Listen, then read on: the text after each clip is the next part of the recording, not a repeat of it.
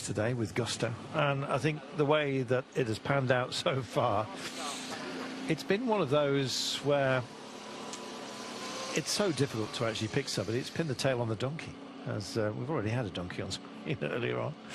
104.5 kilometres of the day remaining.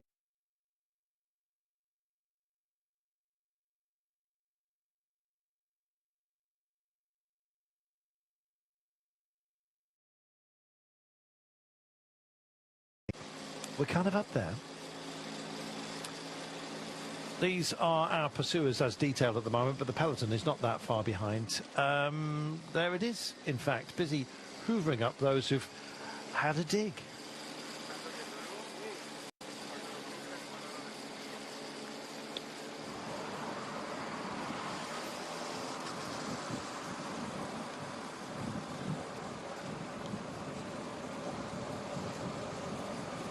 .2 kilometres of the day remaining. I know, that's all.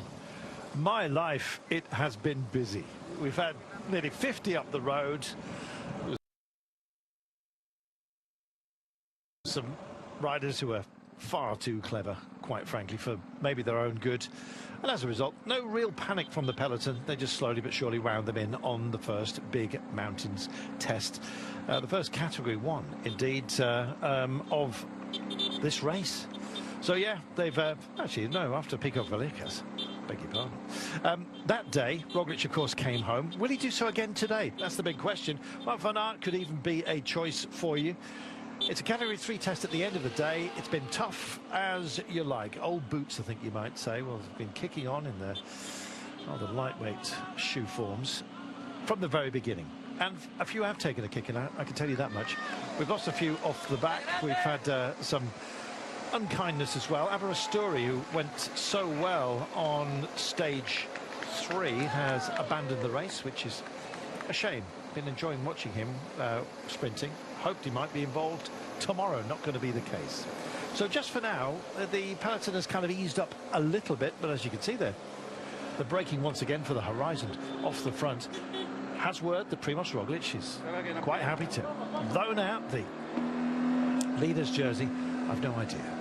Jay Vines up the road. Marc Soler thinking, well, if Jay can go, I can certainly have a go. And so he's having another dig. Marc was in an incarnation of the breakaway earlier on.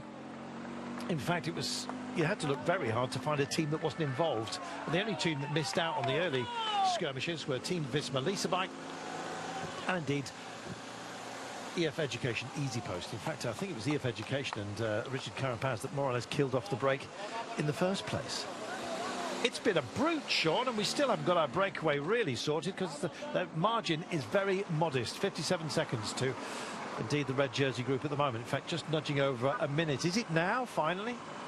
Well, what a difference from the previous days. You know, this easy riding and riders not wanting to go on the breakaway. Very few takers, but today we had so many takers. I think there was at least maybe 50, 60 or 70 riders hoping to get into the breakaway. And what a start we've had here. You know, in the first hour we did 48.6 kilometres per hour, and you know, it hasn't eased off and on, as you said, Carlton. And we can see now, you know, that big group of 30, too many danger men up there, so it was closed down, and we have another group out front now, but still action here. Riders trying to get across here, coming out of the peloton. We see Soler there going in the attack, and you know, a number of other riders. So Carlos Canal, and yeah, a lot of action. It looks like that. Yeah, 1:11 for the main peloton at the moment. This is not settled at all at the moment, and it doesn't look like the breakaway are going to be allowed to get this advantage for the moment, unless the peloton really knock it off. But for the moment, no knocking off back in the peloton whatsoever. It's been absolutely crazy, Robbie McEwen. It has been, well, crazy. I guess to be expected in a way that the first stage that everybody had flagged as the real breakaway chance of this race, and that comes with the necessary aggression in the start of the race. But what a group we had off the front, and it had to be neutralised. Team Movistar were doing a lot of that as well for Enric Mas, because there were riders just over a minute behind on GC. You just cannot afford to let them go this early in the race and potentially take 10 minutes on you. So everything pulled back together, but ever aggressive. And there are still riders who are under 2 minutes down on the red jersey of Primoz Roglic, have got themselves up the road, like Ben O'Connor, for example, 1:56. But along with one of Primoz Roglic's teammates is up the road in Florian Lipovic, the man who just performed so well in the Tour of Romandy back in May and was on fire in the Giro until he was forced to abandon. Back here at the Vuelta, up the road and in a really comfortable position, protecting his teammate's red jersey. More of flying. Matthias Vacek, by the way, who was one of our early young riding leaders, dropped down, of course, as you well know, after a couple of little incidents. He's now 10 minutes adrift, but he's also trying to come and join the fun. Soler, De Plus, Carlos Canal also want to get up the road. It's still modest fare in terms of our gap, 1 minute and 11. Actually, nothing at all, quite frankly. Anyone want a bottle? Yeah, fancy a bottle? Yeah, have a bottle. Well, not as hot as it has been over the last couple of days, Sean, and that's something of a blessing. Temperatures dropping down to around 30 Celsius today. Very welcome. Yes, it will be, because the conditions we had the last number of days, you know, touching the 40, maybe going a little bit over the 40 degrees. Not good conditions of bike racing at all, and yeah, the riders will welcome that cooler conditions. And for those riders, a lot of them, you know, the conditions we've got perfect for racing here. But you know, this race, we can see the way it's still going on. You know, the peloton is still quite stretched. More riders trying to get out of it there. We can see 4 riders just off the front, 118. And now we're getting into the terrain. We have that first category climb over, which topped out at 73 kilometres. So we can see where we are, and it's going to be, you know, up and down, you know, terrain where lots of opportunities to try and attack here. And you can see, you know, this small group being chased down by the peloton, and we will see more riders trying to get across here, because 119 with 99.9 to go. You know, this is an opportunity now to try and bridge across. But again, there'll be a lot of teams here trying to, you know, close this one down, not allow any more riders out of the peloton. But I'm not sure they'll be able to do that. And for this breakaway to get any sort of an advantage to go into the final, 121 at the moment, it's a very, very slim lead. It is a slim lead, but the action's on the front of the chase, where Van Aert takes himself a big old feed bag, sits up on the bike. Kind of wonder. Let's see whether these will be allowed to thrive. Soler, too big a name, especially with some stage hunters out there. Thought that, to be honest, Theo Gegenhardt might have a dig today. He's had some ill fortune within this race. So many have already, Robbie, but with an uphill kicker towards the end and no more than category 3 tests along the way. Still a lot of altitude gain, and depending, of course, on how they attack it, this could be a day full of drama and very difficult to predict.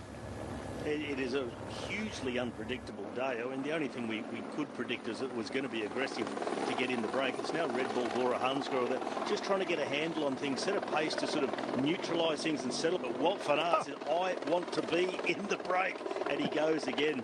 But Red Bull Bora Hansgrohe, you can see their actions at the front, just trying to just settle everything down by riding a strong pace to try and deter anyone from attacking. Wout van Aert says, if you're going to deter me from attacking, you're going to have to go a lot faster than that. See you later. Do you know what, Robbie? He's got an intermediate sprint coming up. It's just after a little rise. Doesn't happen for about another 30 kilometres or so, but he wants those points. He's sick to death of shedding them, either on intermediate sprints, if Groves gets up ahead of him, or indeed, of course, at the end of a long day with the upstart Bittner coming through and, I don't know, nibbling at his heels. He wants to make a statement today, and this is the perfect chance. Yeah, Kung's also been amongst the action. This is him in the background going again, Stefan Kung. He's been on the attack since the start. And Wout van Aert, I think he's recognised the situation now with Red Bull Bora Hansgrohe, how they're riding at the front of the peloton. They're trying to let the breakaway just edge away in front. They've got a rider up there, so they'd love it to get away with Florian Lipovic. So Van Aert says, well, if that's what you're going to do, I better get on the move and try and go across on my own. But yeah, it's such a slim margin at the moment on terrain like this, just over a minute. But this is far from a done deal that's going to be the break of the day and go all the way. Particularly when you have guys up there like a Ben O'Connor, who, remember back a few years ago in the Tour de France, got in the break, won the stage on the way to Tignes, ended up 4th overall. You can't let a guy like him with proven GC credentials get in a big break and take a whole heap of time. Day for the brave. Nathan van Hooydonk is an extraordinarily brave man. He knew that both Sean and I have had onions and a salad niçoise, and he's still coming to the commentary position. Hello, mate. How are you? I was very well before I walked into the commentary room. Sorry about that. Need some peppermint. But what a day! What a start! Unbelievable. It's been fast and furious, and it's yeah, incredible stuff we're seeing. It's going to go on. Nathan, we're predicting unpredictability, and that's what we've got today. Yeah, I mean, we were on the breakaway show discussing about the picks for today.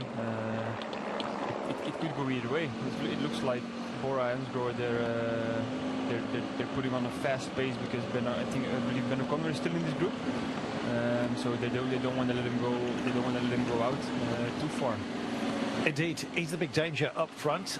Christian Rodriguez as well is still functioning nicely, but it's far from over this, Sean. I wouldn't be surprised if it all comes back together even before the intermediate sprint, especially if Wout van Aert wants those points. He's killing it. Well, it's an interesting one there we see Wout van Aert, but he's been pulled back into the peloton, I think, just a moment ago.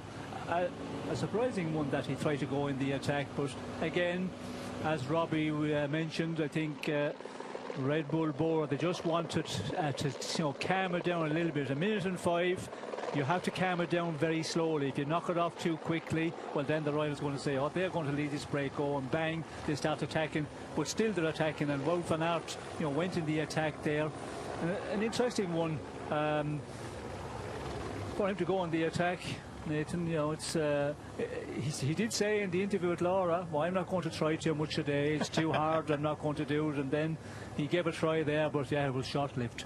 Yeah, that's also what he said to me this morning on the phone. We spoke a little bit on the phone, and because I also thought this was going to be a good opportunity for him to go into the breakaway, but he said no, I'm not gonna try. But now the points are not up for grabs, but he's quite close to the front of the race, and with the points being or the intermediate sprint not being so far anymore, he probably just wants to try and grab the points as economical as possible, let's say. Here's the head of proceedings as we look at it right now. Lipovic is making some big noises. Ben O'Connor, of course, a big danger. Jay Vine thought that he might have a dig today, and sitting so far down that he does. I mean, there are some riders like Jay Vine that you kind of think, well, they've clearly displayed themselves on duty for others, and today is one of those where maybe payback time. Not too much of a wearing stage as far as the GC men are concerned, Robbie, but Jay Vine, saw him helping out when we went up to Pico Vallecas, and it's payback time, it seems, for him.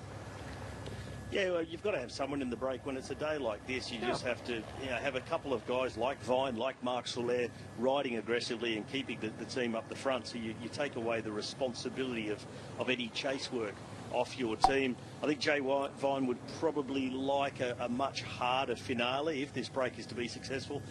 Cat 1 climb to do his thing, but good in any case to have him up there for UAE. Absolutely glorious terrain here.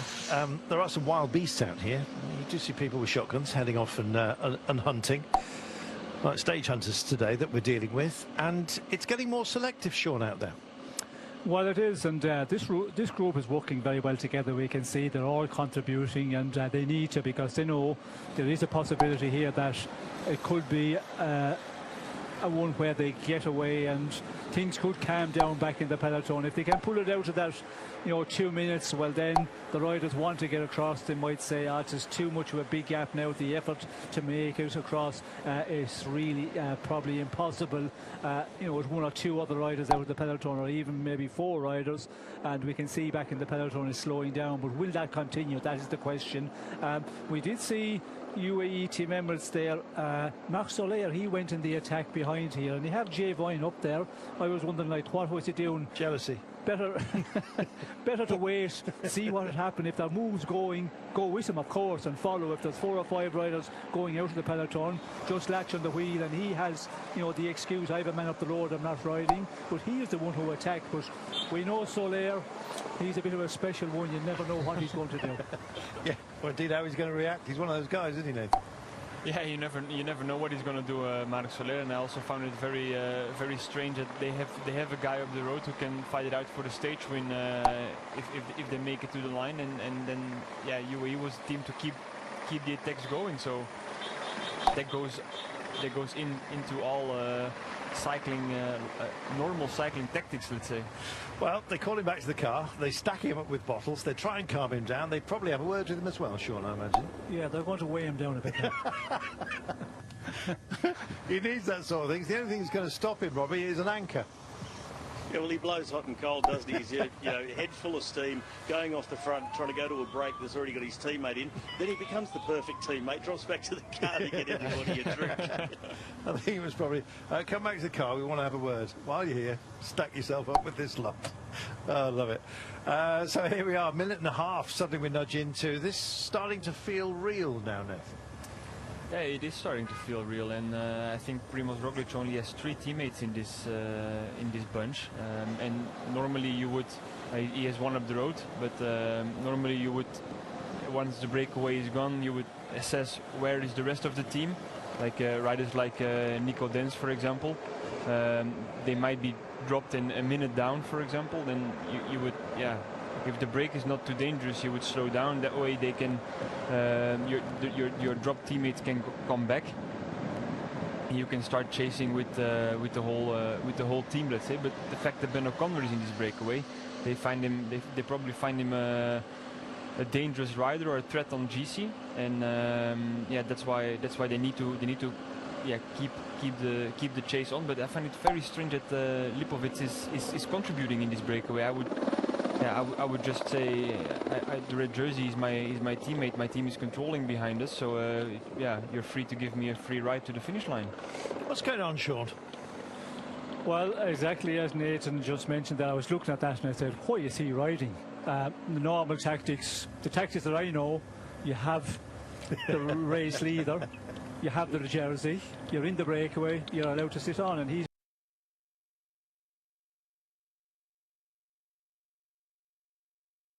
up there with enough an advantage, have a go for the stage win, but for the moment you have the car to sit on the rear. You do. Just look at the spectacular scenery we're dealing with today.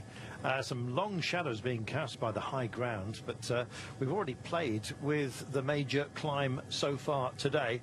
It did not indeed dictate the breakaway. In fact, less than that.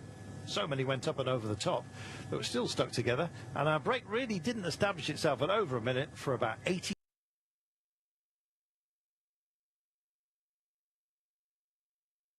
kilometres. We have one now.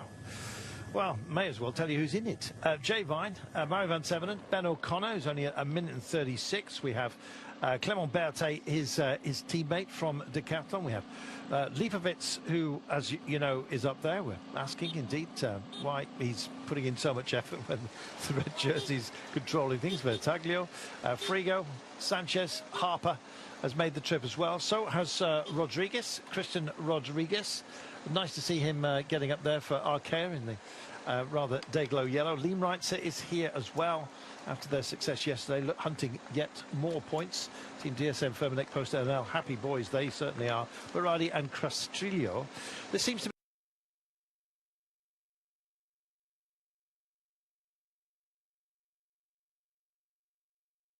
I don't think they're going to get given a whole lot, even though Red Bull Bora-Hansgrohe have Lipovic up there. They're just reluctant to let it go too far because of what we've been speaking about with Ben O'Connor up there, of course. Also a guy like Christian Rodriguez. Anyone who at this stage of the race is less than 2 minutes down on GC can climb a bit, and you really don't want to let them ride off up the road, take 5, 8, maybe even 10 minutes. So the pressure will be kept on in the peloton, and even if Red Bull Bora-Hansgrohe try to let it go out a little bit further, if they think Lipovic can handle everybody here and put himself into the red jersey, there may be other teams later on that think, okay, it's been held on quite a tight leash, we'll make a contribution late in the stage, ride for the stage, but also eliminate the danger of having guys like Lipovic and Ben O'Connor up there in this break, because you get riders up around that top 10 starting to defend what they believe is their position within the race, and they don't want to let O'Connor back into it for free, that's for certain. Sean, Red Bull Bora Hansgrohe, you kind of look at who's backing up Primoz Roglic. It's an unfamiliar crew for him, and perhaps indeed for us at Grand Tour level. But it's wonderful to see that they are settling in and offering him the sort of support that he's required. And Primoz Roglic looks very happy in his new home. Yes, well, he looks very happy and looks very good. And when he won the first real serious stage, we had the mountaintop finish, what a ride the team done, and the way he finished it off there, certainly looking good. But yeah, we're early days yet, and this team, when you look at the riders they've got here, are they the riders that can manage a 3-week race? And as you go into the second week, we know the difficulties, and the final week, so there's a lot of very difficult terrain, and unless you have proven riders in a 3-week race, sometimes it might be a little bit of a concern for me. Well, one man who started, of course, is defending champion Sepp Kuss. We'll be hearing from him in a short while. Monaco still leads the King of the Mountains competition. There is modest points up for grabs. There are modest points with 3 Category 3 tests still to come out there. Nothing too dramatic in terms of chops and changes. I think he may well still be good for that Mountains jersey at the end of today. We shall wait and see. 89 kilometres to go. The gap's now gone out to 1 minute and 45. It's starting to get believable. You can see the hurry up is, well, Marc Soler's back up, starting to think about what damage he can do, I think, to whatever plans anyone else may have. He's got his own. I actually wonder about his own plans as well. It's a bit like alphabetti spaghetti. You never quite know what words are going to get spelled in exclamation. He doesn't know what they are yet. Could spell disaster. Sepp, interesting stage today. Apparently it's harder than what it looks on paper. What do you think we can expect? Yeah, for sure. I think yeah, it's a lot of up and down all day, and I think should be one of those days where a lot of people are interested in the breakaway. So for sure it'll be a hard start, and yeah, I think we'll have to see what the interests are from the different teams once we get halfway through the stage. Do you think that riders like yourself that have more than a minute with Primoz, you are going to start already to work to minimize that distance, or is it too early in the race in this one? I think a stage like today is a bit too early for that, unless something really crazy happens. But yeah, you always have to stay ready, because yeah, on a stage like this, a lot of different situations can happen. You know Primoz Roglic very well. He's saying that he has pain in the back. Do you think is it true, or is it a strategy to, so he doesn't look as strong and he looks as he really? No, he always says he has pain, so yeah, you never know. I mean, it's never good to be injured or come back from injury, but yeah, he looks to be going pretty good. Thank you, good luck. Thanks. Sepp Kuss is such a gentleman, isn't he, Nath? Yeah, he certainly is, and he's also always very honest. Yeah, that's true. He's an open book. You get a lot out of Sepp Kuss when you talk to him. Yeah, but that also makes interviewing him easy, and he's really accessible as a rider as well. But he's probably too honest to be a good bike rider, or a great bike rider, all the time. Yeah, in my opinion, he's a very, very good bike rider, but he's also very nice. Yeah, that's for sure. Yes, I suppose a good bike rider certainly, but the palmarès, I think, if he was more of a killer there, he probably could have won races. And we talked about that, Carlson, already in this race many times. He often said, I don't want to be leader. Last year, the Vuelta, of course, would change everything for him. And it's going to be an interesting one here to see what he will do in this Vuelta. Will he get into that killing instinct again? Even last year, when all those arguments were going on within Team Visma Lease Bike, not that we were privy to them, but you could see that he wasn't a supported rider. And he steered a perfect course through it by saying, in response to our questions and everybody else's, I would really like to go for the jersey, if that's okay. That was wonderful. Or was it the media pressure as well, a little bit for the team of Jumbo, which it was at the time, that but it's a complicated one. When you have the riders like, you know, Primož Roglič wanting to win, you have Vingegaard there also, you know, who was capable of winning, and Seb Kuss, it wasn't an easy one, but he did the business in the end. He did, most certainly. He's our defending champion. And let's remind ourselves, he's only a minute and 14 down. And he usually gets better within a Grand Tour. Seb Kuss is still in it. 2 minutes and 13, it's sweated out a bit, Robbie. Yeah, it's just edging out. You know, you can see Red Bull Bora Hansgrohe, they've been trying to just let it slip away gradually, take that pressure off of having the break within distance of the peloton. It sort of stops riders trying to make that junction anymore. When it's still around a minute, you've had plenty of riders thinking, I can get across that gap. Now it's out to over 2. It settles things right down in the peloton. It's now going to be interesting to see where they really try and cap what the gap is to the breakaway, because, you know, 2.5, and you see that front group working really effectively together. Red Bull Bora Hansgrohe, they've got it out of a decent gap now, but how much will they let it go further? And are there other teams here in the peloton that will start to get worried about how far it's going out? We're you know, halfway through the stage, or over halfway through the stage. We've done almost 100 kilometres. They've done half of the climbing that was set out for this stage. It's not a done deal that this break's going to survive to the finish. It's I think at the moment really hanging in the balance, and I think it depends more on other teams than Red Bull for the destiny of the break. Maybe it's Lotto destiny after coming so close the other day with Leonard van Eetveld, and they've got Bruin as well. Maybe they'll try and do a little bit of damage to the break later on and pull it back for their men. Well, we're just about to say farewell for the time being, at least, to Sean Kelly. He'll be back in about 30-odd kilometres time. Matt Stevens is shortly going to join us. It's a quick change artists today, I can tell you, because the pace of the day is, well, we've not kind of quite used to it. This sort of bagatelle at the beginning of the day, well, we've rolled the tombola, and indeed it feels that way as well, with the roller coaster ride. Some technical descents here. We're just engaged with one right now, and some fracturing in the road surface. There is cold temperatures in some of the high ground, even though we are not used to them within this race. It's coming down to about 30 Celsius, but just look at this route that we are plying today. How lovely is that? Absolutely spectacular. 2 minutes and 39. Our break, I think now we can count as solid, and with the sort of riders that are up at the front, it kind of seems that there's a great possibility for them to go all the way. Big question, Matt Stevens, can this break do it? 2.5, and it's 2 minutes and 40 now. They look the sort of quality that indeed could carry this home. Yeah, it is.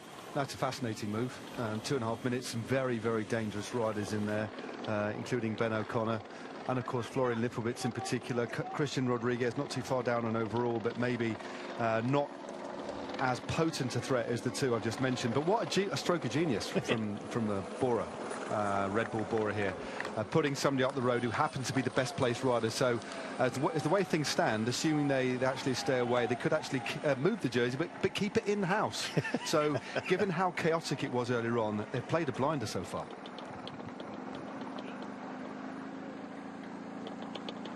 Welcome back, everybody. Those of you who have been away. Gap sweated out to just shy of the 3-minute mark, which makes us believe in this breakaway. There are 13, unlucky for some, brave souls have gone up the road. Sean Kelly's gone out for lunch. I may well be joining him in just a few moments' time and leave you in the good company of Robbie McEwen, of course, Nathan Van Hooydonk, and my mate Matt Stevens. Yeah, what a stage. Cheers, amazing. Do you know, well, I'll ask you later. Go on, I was going to ask you what you're having for lunch. Well, I've had it actually. Poor Nathan's been suffering because we had onions on our salad niçoise. Yeah, I did hear that. It's actually, thankfully, you've got the air fresheners in, so it's mitigated it somewhat. Thank goodness. Look at that for an average speed on a hill on a stage like this. You know, it's they potentially could keep it in-house. They're having to ride it, but what a situation for them. Yeah, it is a very good situation. You've got a rider up the road. and they met aggression with further aggression, and that's how you snuff it out, I guess, at least in their playbook. But just going back to what you did mention a moment ago, should the break go all the way to the finish, and if Florian Lipovic can keep himself ahead of Ben O'Connor and Christian Rodriguez and put himself into the red jersey, yes, you keep the red jersey within the same team, but I wonder if then there might start to be a feeling of deja vu for Primoz Roglic. Oh no, Here we go again. There's a contender within my team. Well, that's right. Well, I don't think we're going to see this one go out to 10, 11, 15 minutes like we did the break that ultimately saw Sepp Kuss win. I think in the end it was about 6 minutes. So I don't think we'll see that today. That's why they're keeping a lid on this one. But, I mean, Nathan, you've been in situations like this on the road, these really aggressive stages, and they generally do come off the back of a really steady stage as well. It's as if everybody's had an opportunity to recuperate, to rest, sat in the wheels on a headwind stage on the flat, relatively easy, comparatively speaking. Lower temperatures, it's the ideal recipe, isn't it, for really, really aggressive racing? Yeah, it is. And like you said, I don't think we will see the gap going out to 10 minutes because if Ben O'Connor wasn't in the breakaway, then also Bora Hansgrohe, they didn't have any. Yeah, the reason to pull so hard wasn't there wasn't any, because they would take the jersey, and now they're only 6 seconds.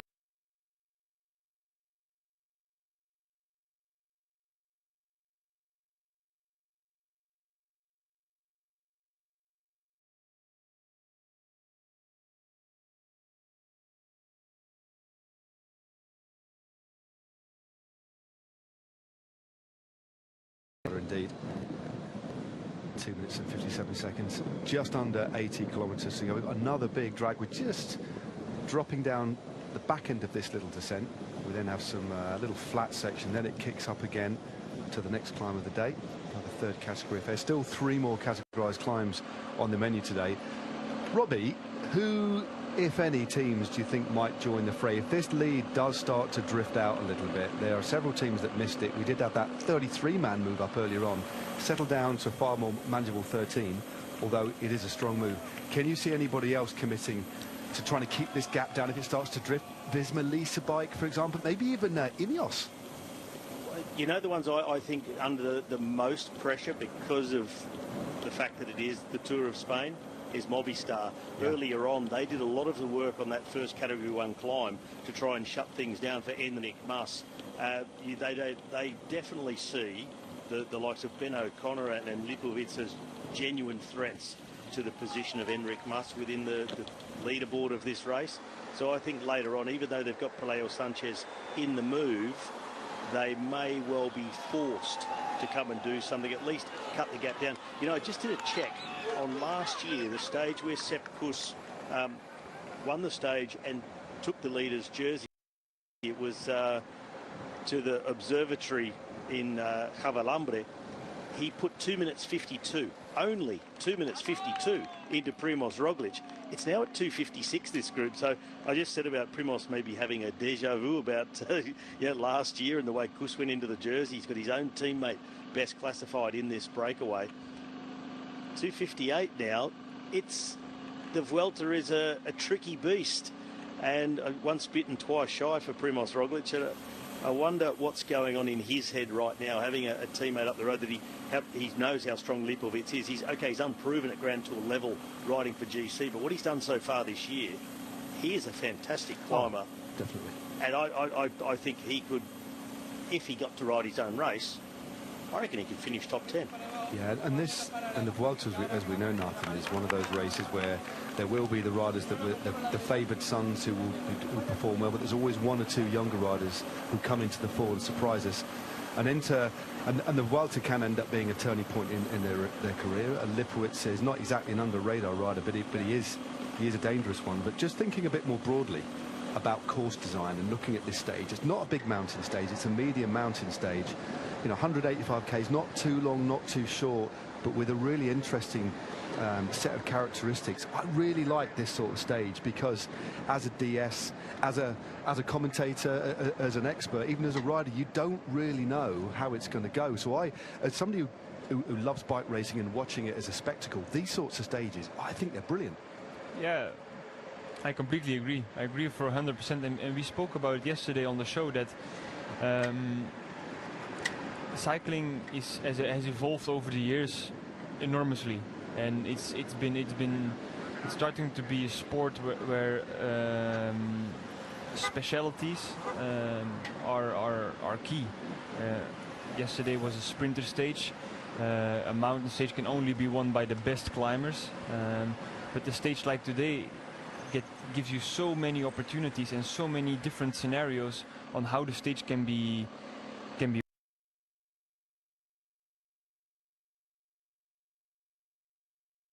And I'm sure Ben O'Connor didn't really think about going in the breakaway, there he is. but just because the break wasn't gone or wasn't far enough up the road when they were approaching the first categorized climb. Yeah, if the break goes on a categorized climb, you know it's going to be a super strong breakaway, and it's also very difficult for the teams to control. Like when I was a rider, I was able to control on the flat quite good because I had the power to ride on the flat. But once we got to a longer climb, my job was done. It was up to the super domestiques like a Sepp Kuss, for example, to try and control the breakaway for Primož Roglič. That is fascinating. Anybody who's just joined us, this is the situation. We have a break up the road, which took quite a long way to form. Very, very active first hour and a half of racing. In fact, once we crested the first category climb of the day, the average speed of stage 6 of the Vuelta was around 43 km an hour, including a lot of elevation, indicative of the furious pace. But the break consists of Jay Vine, RWE team members. He sits at 9.54. Murray Van Sevenen of T-Rex Soudal Quickstep. I don't think I mentioned that team this year. T-Rex Soudal Quickstep. Ben O'Connor is there with Clement Berthet as well. Ben O'Connor sits at only 1 minute and 56 seconds. The best place rider in the move is a teammate of the red jersey, and that is Florian Lipowitz, the young German from Bora Red Bull. We got the Italian Luca Vergalito. He sits a distant 22 minutes behind as the team cars now punt across the gap. Paleo Sanchez is there of Movistar. Chris Harper of Jaco Alula. That was his team car just getting across the gap. Christian Rodriguez of Arkea. Gijs Limreze of DSM, of course, the team of Pavel Bittner, who took that stage yesterday. Then we got two from Equipo Kern of Pharma in the form of Urko Barade. He only sits at 207. And Pablo Castrillo, and the gap now stabilising at 3:10. Now, Robbie, this stage is by no means over. A long way to go. It could come back together, could go out again, but the way that Bora Red Bull are riding at the moment suggests they want to keep a lid on this. But just moving to the front of the race, we talked about how interesting these sorts of stages are. You need good legs, but you also need to be really tactically switched on. And on a finish like this, you've got to be good, but it could be about intelligence as well today. Yeah, well, you've also got to be brave, and I think that's shown the bravery by a guy like O'Connor, who has GC ambitions for this race, but to ride so aggressively. But it's also very clever, but by Lipowitz, especially the situation with the team holding the red jersey, Christian Rodriguez and O'Connor are in the break, but they're not necessarily using a whole lot more energy than anybody else that's now in the peloton. It was so aggressive, everybody was at the limit on that Category 1 climb. And on these sort of roads, constantly up and down, twisting and turning technical, you're not using a whole lot more energy being in the break than you are in the bunch, and you can stand to gain some really useful time. But it looks like Red Bull Bora Hansgrohe are trying to peg this at 3 minutes and not let it get out of hand. 3:13 the gap, bang on 75 k's to go. A few folks have left us for this commercial break. Of course, if you're watching on Discovery Plus, uninterrupted coverage of the Vuelta. And as we look at Wout van Aert, looks pretty comfortable today. Pretty much doing Nathan what he said earlier on was not going to be too aggressive, although saying that, in the early stages before the breakaway did establish itself, he did get into a counter-attack, didn't he, on the foot of the climb, but has now dropped back. Are you surprised that Visma Leasebach haven't managed to, or haven't tried to get anybody in this move? Because I don't think he had anybody when it was 30-odd riders either. So it looks as if they all are looking more from a GC perspective and protecting Sepp. Yeah, I think looking at how the team is built, it's like Wout is there to try and win stages, and Sepp is the main GC leader, and Like Wout said, he didn't want to try to go into the breakaway, even though he still gave it a shot once. And yeah, they were never going to let Sepp get into the breakaway. So he obviously also didn't try to get into the break. But it's. I would have preferred to see at least a rider in this breakaway, because that would also mean that the pressure is a little bit off, you know, and there's not really apart from Kian Uijtenbrooks, there is not really a rider who has the same role as Lipovic has in Red Bull Bora Hansgrohe. So it's difficult decisions you need to make, and you also need first of all, you need to have the legs to jump into the breakaway, but you also need somebody who is very good at keeping the overview and looking who's attacking and who wants to take control of the stage. Yeah, it's very, very interesting. Just seeing one of those vests being used. A few teams, they've been been in use now for about a decade now. This little gilet, as you can see, with like a bottle dispenser, so it's almost like he's on bar duty. So rather than putting it in his back pockets, nice little bit of tech there, isn't it, Robbie? Having those numerous pockets, it's super handy. It's a very useful piece of tech, and let's face it, the jerseys are a lot tighter and more aerodynamic than they ever have been, so that the pockets are smaller, everything's tighter. You just can't fit the number of bottles in your pockets and jerseys compared to jerseys with bidons dropping out of the pockets and under the wheels of those behind you. Just when we come out of our next little pause back, I've got a question for Nathan concerning how Visma Lease Bike might approach the rest of this stage. Well, we'll wait till the broader Eurosport Discovery Plus family joins us, and we'll ask that question as we look at Enric Mas, looking rather fresh in that minty kit of Movistar. 13 riders, should I say, is now starting to drift out a little bit. 3 minutes and 49 seconds. Nico Den's just there on the right-hand side. So interesting. Back to you, Nathan, to answer the question posed by Robbie. Yeah, so what I'm going to say is, as I just started to see a lot of destiny with riders up towards the front, like Campenaerts. Yeah, Campenaerts riding there for Leonard van Eetveld and maybe Andreas Kron. But if you're the team director in the car for Visma Lease Bike, do you let them ride? If you do, when? That's a very good question. We'll answer that one because we've got a nice little insert just coming.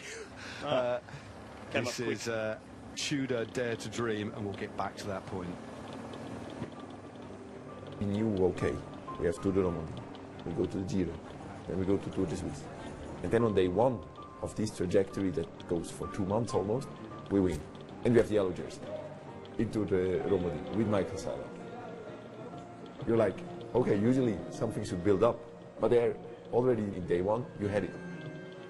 Having a leader's jersey and winning a stage in the World Tour race is already special enough. It's also hard, eh? It's nice, but retrospectively it's also hard, eh?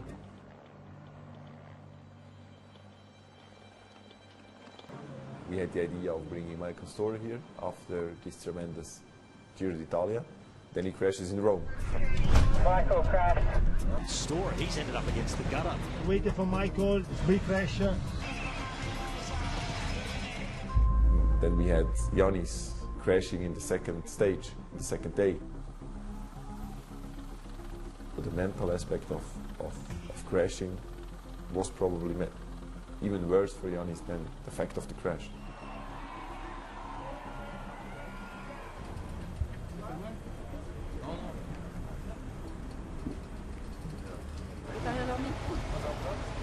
Non, j'avais tellement de douleur, à chaque fois que je bougeais, je me réveillais.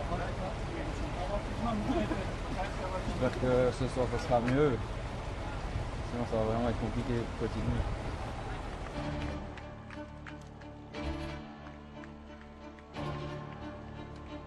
Gotthard is mythic.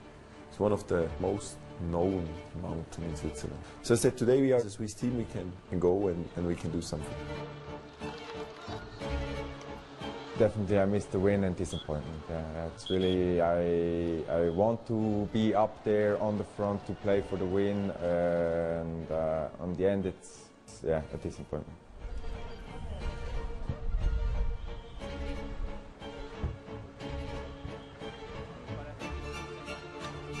Oui, on a pris la décision, l'équipe médicale et le directeur sportif, que je prenne pas le départ. Ça fait quelques jours que je suis un peu malade et puis il y a eu la chute aussi au début, donc c'est clair que c'était un Tour de Suisse assez compliqué à gérer. We decided that due to illness, Seba Reichenbach pulled out. It was also a deception for me that he could not finish his Tour de Suisse. But as we saw in all this development of the team, there is always setbacks, and we as team management, we need to show confidence, we need to show leadership, we need to go in front and pull, because we know we have a long-term plan, we have a lot to learn still, to apply, and that's why we have also still quite a margin. We want the public to know that there is a Swiss team, that there is a project in Switzerland that they can be proud of. But people recognize, people shout at us, Duder, Cancellara, great, wow, hop, hop, hop. It's great, and it gives us a lot.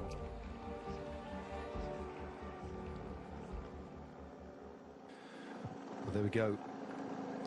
On to dare. Tour de Pro Cycling, of course, is a team that's making big strides in terms of bolstering that squad. The biggest signing, of course, is the 3-year contract for Julien Alaphilippe. He'll be in the colours of that squad, 2025, 26 and 27. But a very interesting couple of years for teams with very big ambitions indeed. And I tell you what, during that insert, this gap, Nathan, has gone up. 70 k's to go, still a lot of racing on the menu today. 4 minutes and 35 seconds. It's almost as if there's a settling in period, because the racing has been so intense. They do need an opportunity to recover, get some fuel on board before they reset again. But that is an interesting gap. I mean, Nico Denz has definitely knocked it off here.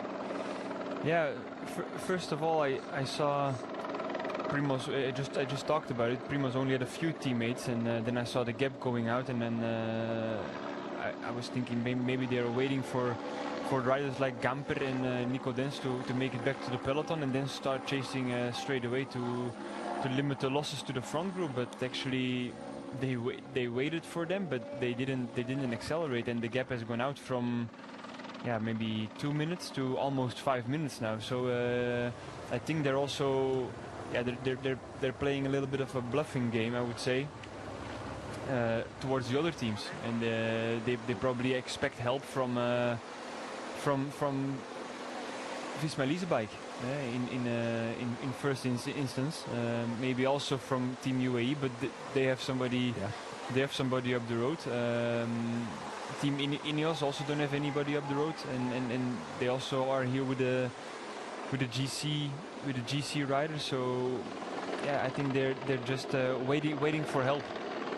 What do you think of this situation? What's your take on this? If you're a DS in one of the big teams that Nathan has just said, what would you be thinking right now? We're just seeing Bahrain Victorious actually moving up to the front. Another team we've not talked too much about.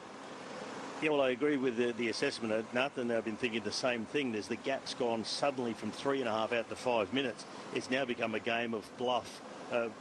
Red Bull Bora Hansgrohe waited for teammates to come back, but they haven't sort of insisted with their chase. A lot of discussion back here between Marc Soler again, back at the team car for Bidons, but a lengthy conversation right in front of him also.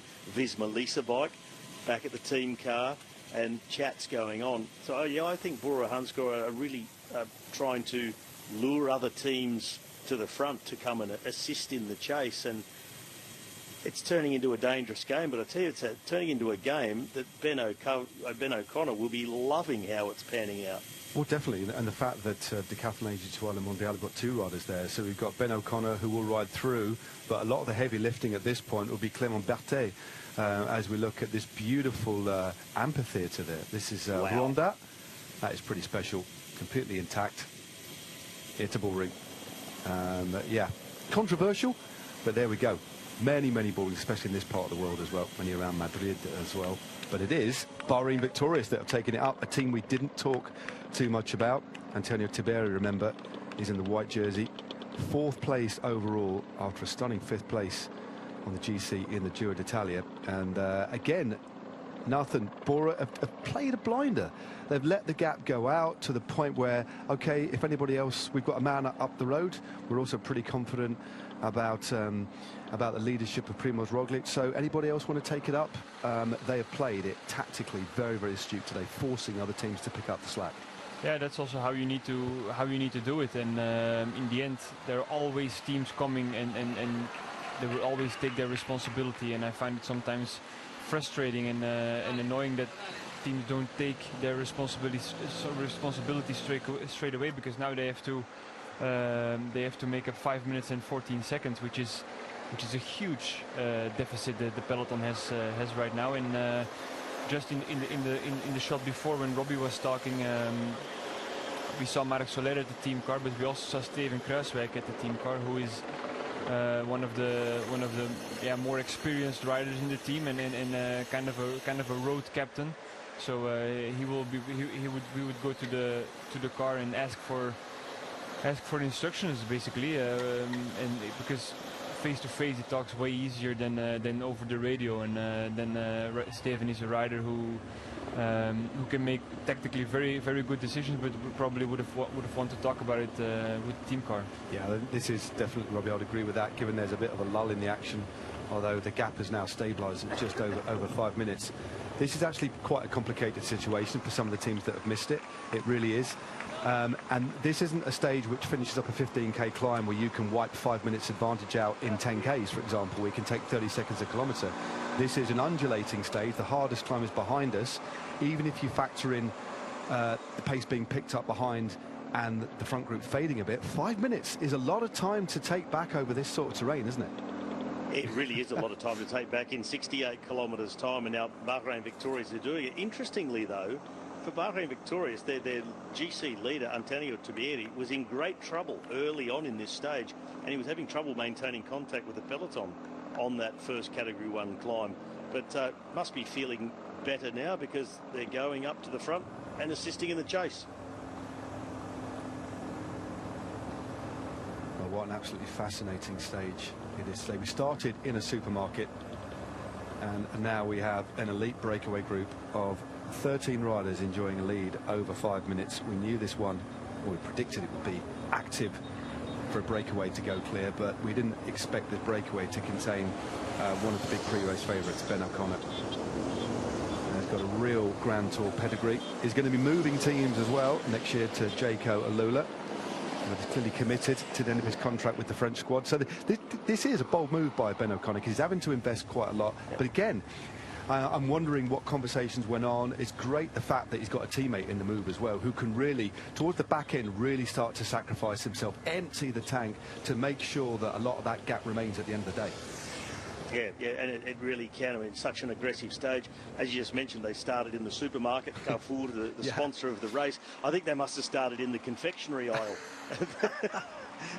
They've been in the big sugar hits, because this has been such an explosive stage from the get-go. But Ben O'Connor, I mean, he's got history in moves like this.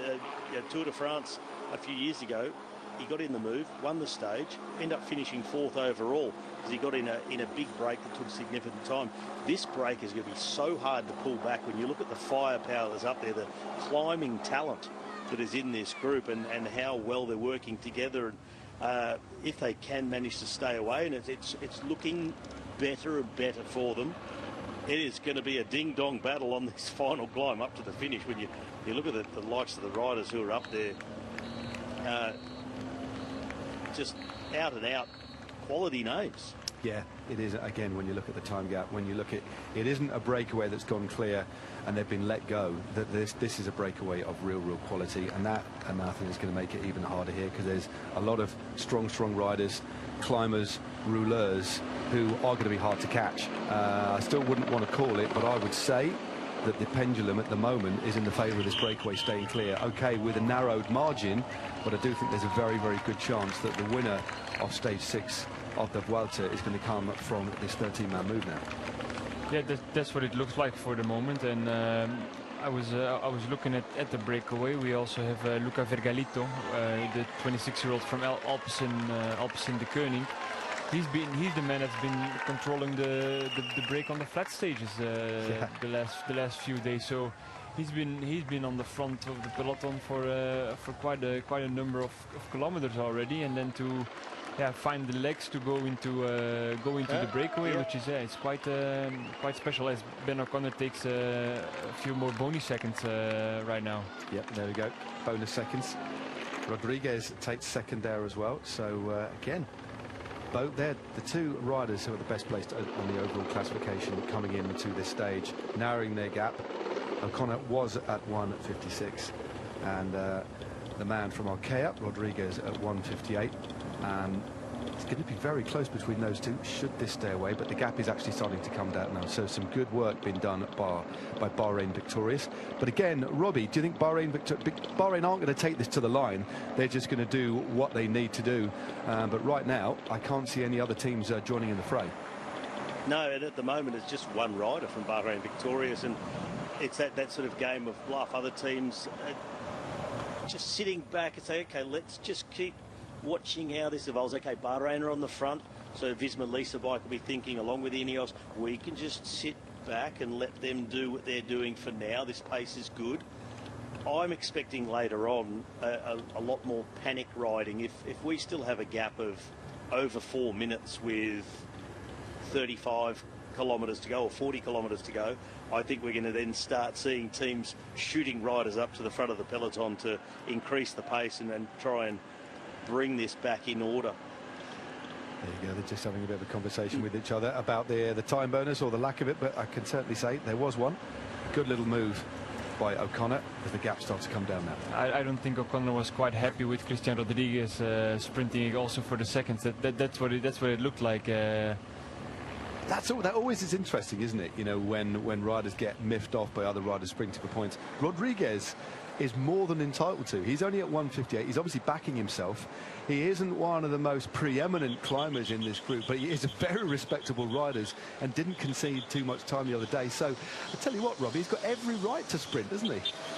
Yeah, he certainly does. But there were a few smiles between them, and Ben O'Connor was really easing his way through to that intermediate sprint point. Rodriguez really sprinting hard at the end, but I don't think he got there in any case, and there definitely were bonus seconds there.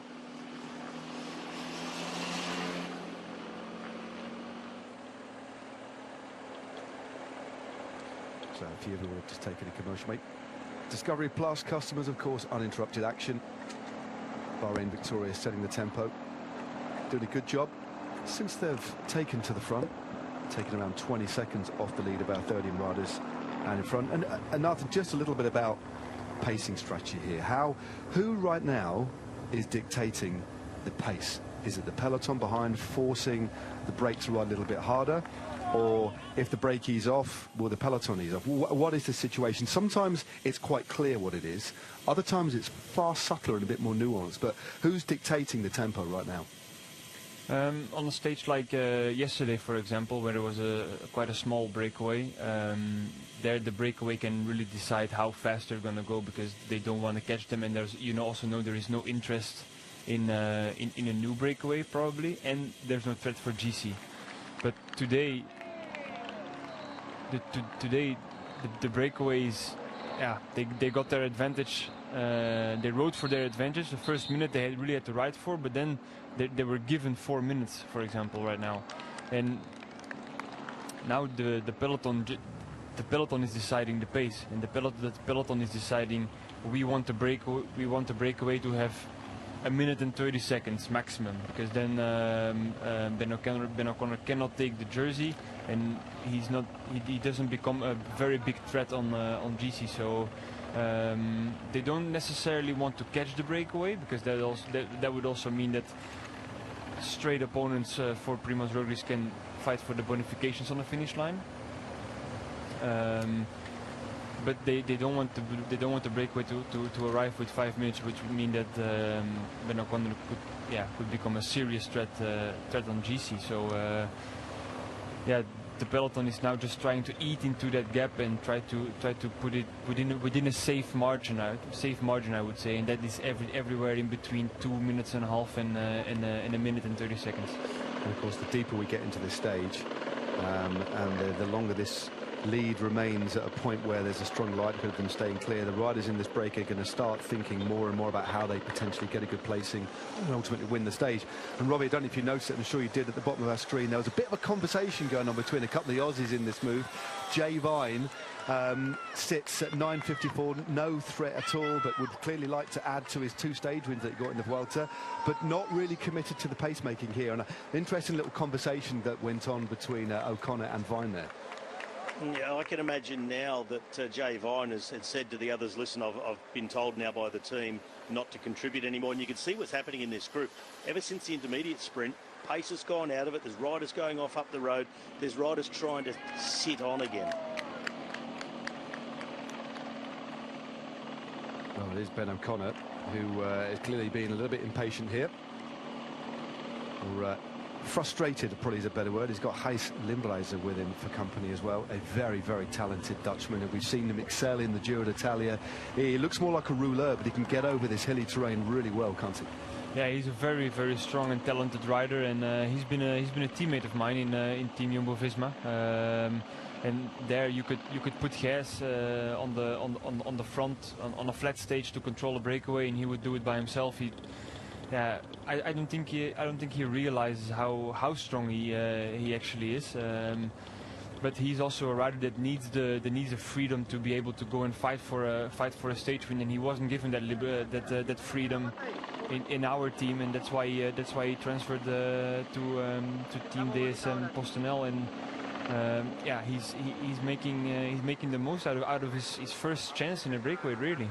Yeah, it's a good move to follow that wheel. And Robbie, I must admit, I didn't expect the break to start fragmenting. There's clearly a little bit of discord there. They look like they were gelling pretty well, but there's clearly riders with completely different ambitions here. Ones that are told to sit on, to frustrate it. So the cohesion is falling away here, isn't it? Yeah, we've seen that real change in dynamic now in the break. We've been asking the questions about who's going to ride back in the peloton, who's going to start to panic, and then we've got to the point in the race now where the decisions about how the race is going to play out and what riders can do to influence the gap of the break is now happening from within the break itself. It looks like Jay Vine has been told not to make any more contributions to the pacemaking in this group. So as riders start to sit on, others may be thinking, well, if he's going to sit on, I'm going to do a bit less. I've got to save my legs. I'm now thinking about trying to win the stage. And that's where things start to fall apart. We've seen that the gap come down by around 45 seconds already.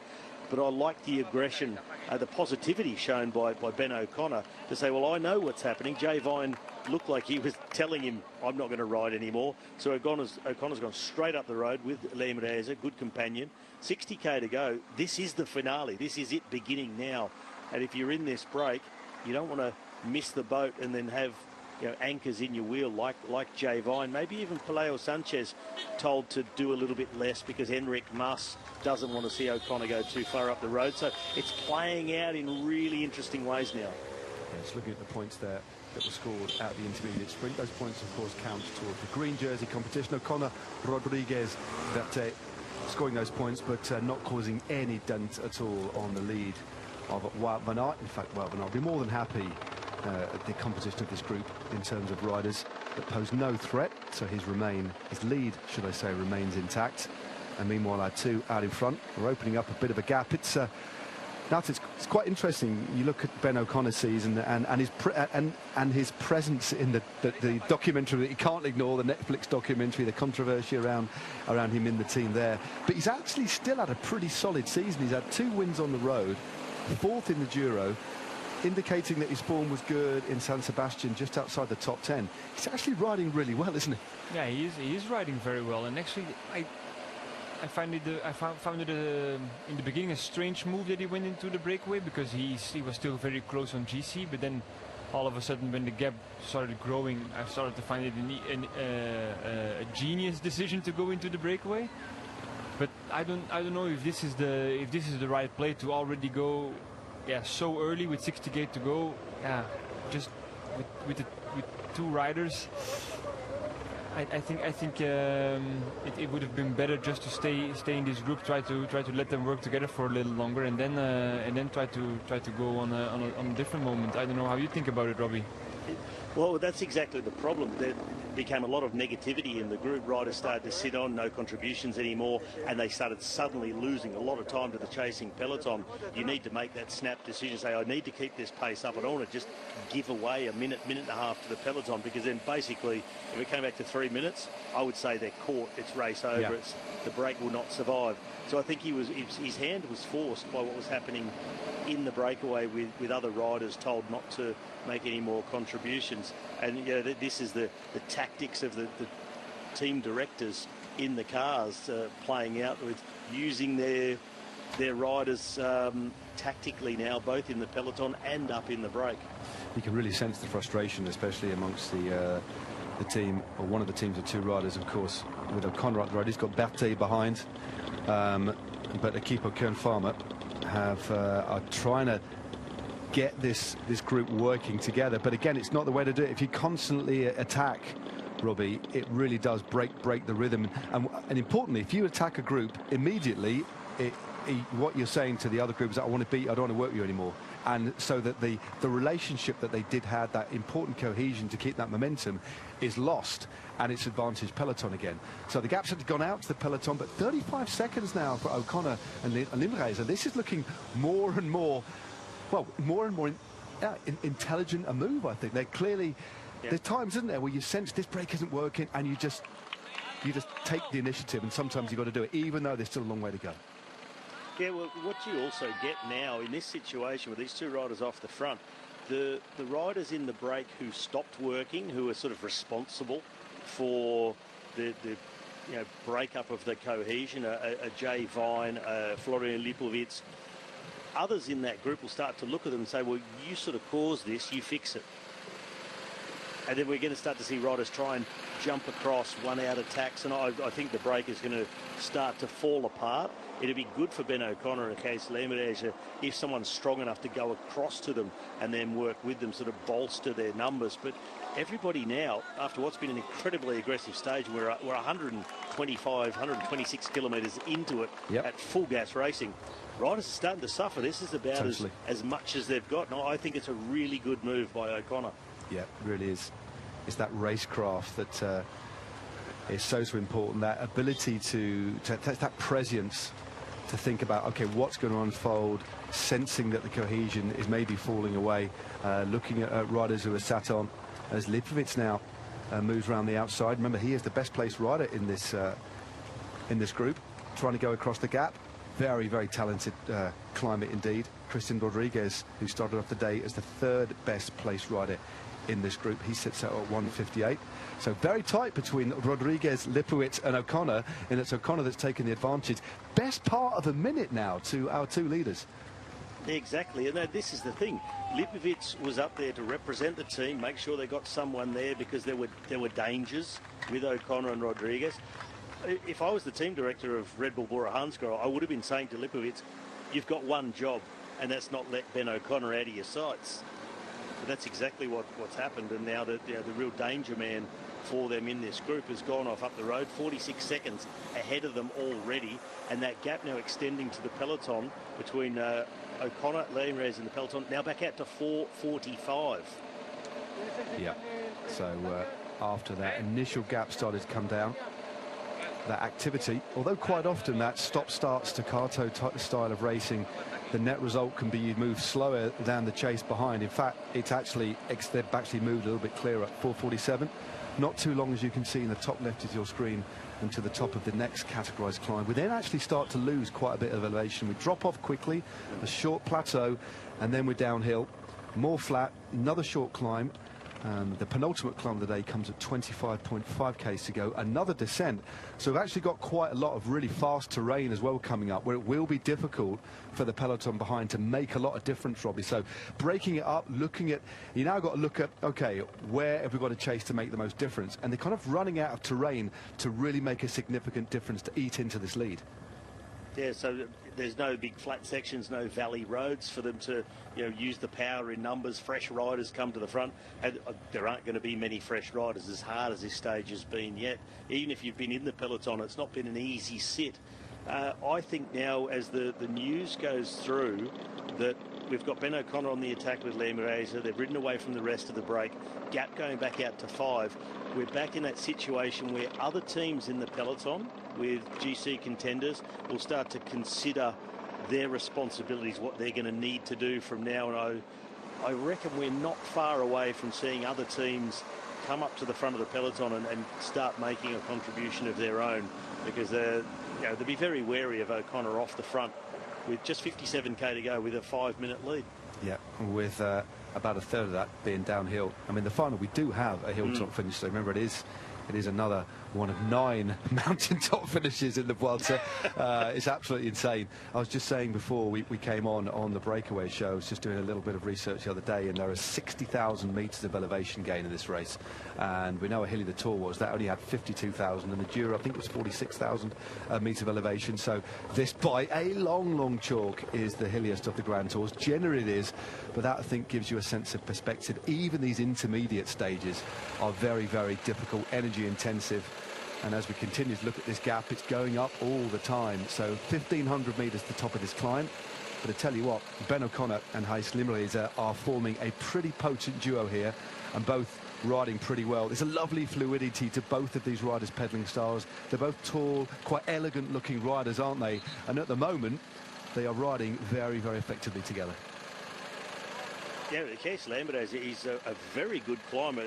His current position on GC, some 13 minutes down, 100th position, doesn't tell you much about what his qualities really are. I mean, he's a guy with Grand Tour experience, hasn't yet won a stage in one, but in the Giro d'Italia in 2022, he finished 2nd and 3rd on stages. He's been knocking on the door of a really big result in a Grand Tour, and this could be the day, because if he really makes a big contribution and these two can stay away, if they come to the finish together, I would not be surprised to see O'Connor just putting in for time gains and Leemreize able to take the stage win if we got to that point, if they can hold off the peloton.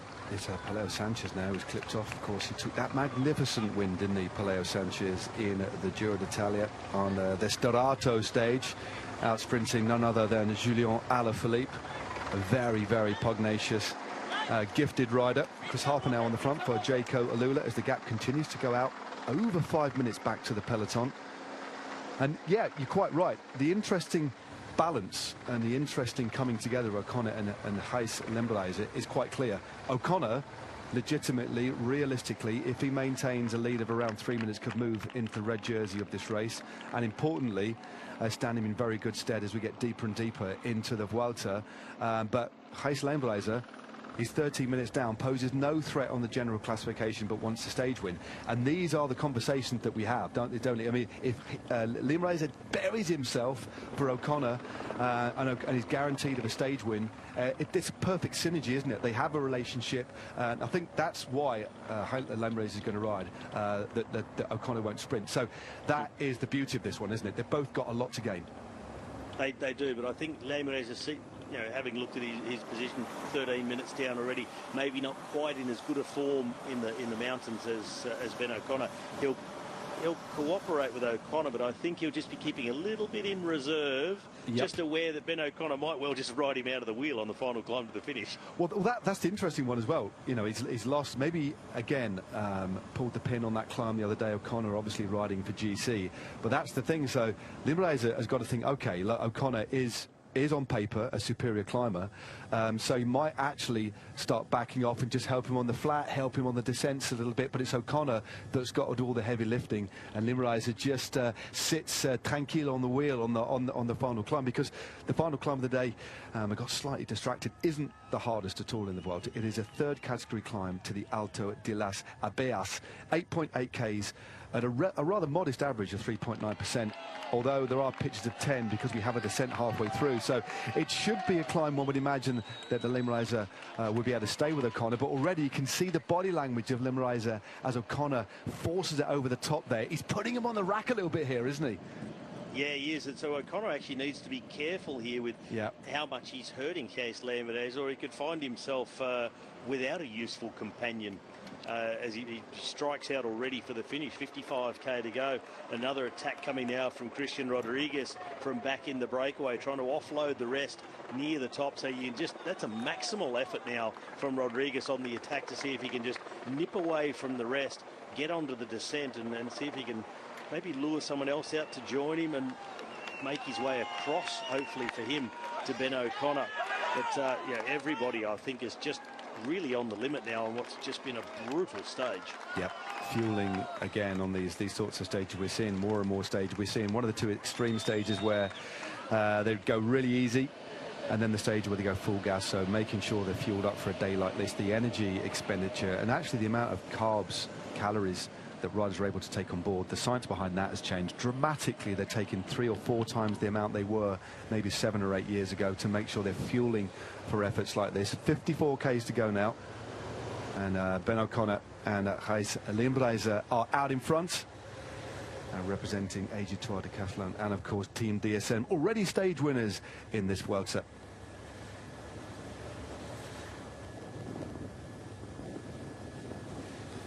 Focusing on the man from Movistar in that fresh kit for the Vuelta, away from their customary navy blue, trying to get across the gap. But Sean, great to have Sean Kelly back in the booth.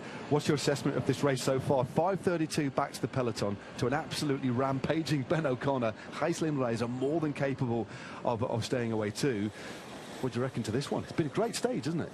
Yes, it has been a good stage, and it's been a difficult one to understand. You know, Ben O'Connor going out very early, but yeah, you're caught there between a rock and a hard place, because we could see it was all falling apart in the breakaway and riders did not want to ride, and you know, we could see there was just an attack then coming back, and that's where you lose time. So Ben O'Connor decides, and maybe the DS as well said, okay, let's try and go from a long way out, much further than you would like to do. But yeah, sometimes the race, that's the way it presents itself, and you have to do it. And now he's out here in front with Limbreze and really doing a good job here. But yeah, this is still a long way. There's 52 kilometres. Yeah, to depend on what happened back in the peloton as well. Will the other teams get involved? And it's amazing that there's not teams, you know, contributing more. They're putting a man, you know, with the chase there of Bahrain victorious, and try and just, you know, peg this one back as much as possible. But it's an interesting final here now, and yeah, we can see peloton a long ways down here on the front end of the race. Yep, there's not the terrain, or not a lot of terrain to make things up. There won't be a lot of differential, Robbie, were there, in the speed of the descent. We've actually got a short uncategorized climb before we start to drop down for the best part of 7 or 8 kilometers. So we're going to have a particularly long phase of the race where this gap is going to remain pretty stable, and therefore we're running out of kilometers with which to eat into this lead. Yeah, we really are. We see the chasers behind. We didn't see them get away from the rest of the break when they went, but Berardi and Frigo have got themselves away from the rest of that break, containing Lipowitz, Jay Vine, the men who sort of started to sit back, sit on and disrupt the break. But yeah, you alluded to it earlier, mate. You pointed out that we've got a lot of descending, and we heard really at the top of the day an interview with local rider Luis Angelmate, who said this is a tricky stage because it's narrow roads, twisting and turning. It's really technical as well as lumpy all day. And these pictures illustrate it perfectly how technical it's been. And with all this descending and twisting, turning roads, you can't really get a roll on in the peloton with a chase. So it's going to be very hard to pull back time. And I said it about 25k ago, I think there's going to be some panic riding, and I'm anticipating it's going to start fairly shortly. I think you're right. Look at the gap now, 5:30 to the peloton, containing the red jersey of our race leader. Lipowitz is in between, but the duo of Marco Frigo and Urko Berardi are also doing a very good job as we focus on Peleo Sanchez. Just over 50k to go, and this 13-man move, which went clear after around about half distance. Really aggressive opening few Ks of today's stage. It's been an absolute humdinger. We are on the fastest schedule. The first 40 minutes of this race run off well over 50 kilometers an hour, still 43 k's an hour as we crested the first category climb of the day, and that is the rather complex, rather messy situation on the road. O'Connor, Kleinreiser, Frigo, Berardi, Sanchez, I think he's going to get across the gap, and this is our first glimpse of a while of the peloton behind. It looks like we've got T-Rex as well, Soudal Quickstep moving up on the outside. Whether that's to get Lander in a little bit of position or whether they want to start contributing to the pace as well. I think it's more for positioning potentially. Yeah, I think it's always that race we see to the top of climbs to get in position for what we just saw is quite a tricky and twisting descent. You know, keep your GC riders safe. It's partly that, and they're going to have to get the pace on as well. So even more important to have your team leader up at the front, because they're going to have to start eating into this gap, or they are going to have quite a large problem. I don't normally like asking predictions on air, but I tell you what, Sean, I'm not a betting man, but it's looking pretty good for this breakaway at the moment, isn't it? We've still got a couple of categorised climbs to go. Even if you factor in losing a minute at best on those climbs, this is looking very good, and these two riders out in front are all in now, aren't they? Yes, definitely all in. They have been for, you know, a long time now. Since they got out of this breakaway, they have been working really well together, and we can see Lipovic there. Like, that is a mistake by him, because, you know, being in the breakaway, we did talk about it earlier in the day, Matt. Why was he riding? Why was he contributing? Because, you know, if you ride to get away, maybe to make the gap, and you get a minute and a half, then you stop immediately and say, well, I've got the race leader, he's back the road, I can sit on. And, you know, the rule book says that if you're from the team of race leader, you can sit on, and nobody should be, you know, hassling you and giving out to you. And the next thing is Ben O'Connor. He's the man you have to watch. You cannot leave him out of your sight, because in the GC, he's the danger one up there with the Red Bull man, and he allows him right away. Yeah, I think you're quite right. And I'm wondering if, Lipovic now is at 1 minute and 28, and that kind of, I don't think Bora Red Bull, to give them their full name, Red Bull Bora Hansgrohe, are going to be particularly happy with this situation, are they? Do you think they might actually start to ride again, because this isn't what they want? You don't want to give Ben O'Connor the best part of 5 minutes, or even 3 minutes. Yeah, I think Red Bull Bora Hansgrohe will up the pace from what they've been doing over the last 20 or 30 kilometres. It's like what we said earlier, Matt, and like Sean just mentioned just now. Lipovic in the break, he had one job, and that's not let Ben O'Connor out of your sights, but it's exactly what he's done. I think now that the rest of this breakaway will get caught by the peloton, and it's going to come down to whether Ben O'Connor and Gijs Leemreize can sustain the efforts that they've been making, and whether the group of Frigo, Peleo Sanchez and Berardi can get across that gap. I'm seeing a time check of around 20-30 seconds between the groups at the moment. I'm not sure it's all that close, to be honest, but Ben O'Connor, he will push all the way to the finish. Yeah, he certainly will. There it is, 20. There you go. And well, in a few moments' time, we're going to have a look at what faces the riders over the last couple of climbs, and of course David Moncoutier is going to be talking us through the profile of today's stage, the last couple of climbs. A man, of course, who's had a lot of success in this race. We're going to hand over to David Moncoutier.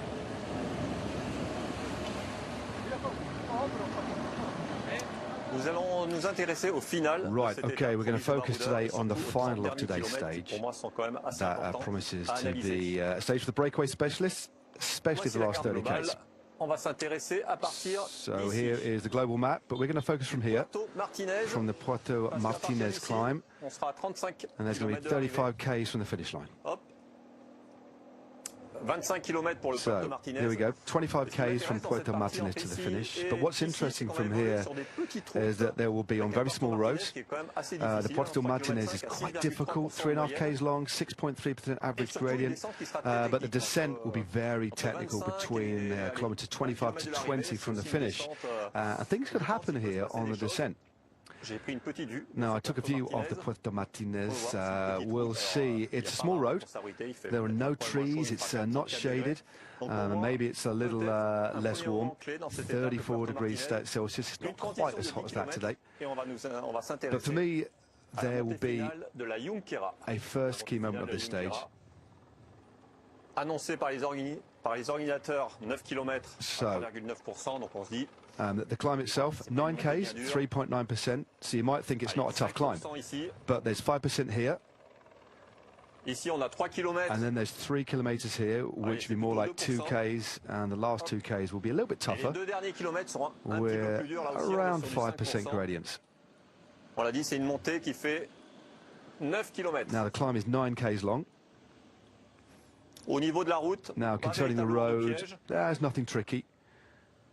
Ça reste une belle route. It's a nice road. Et puis en cas d'arrivée au sprint, and in case it arrives in the sprint of maybe 4 or 5 riders.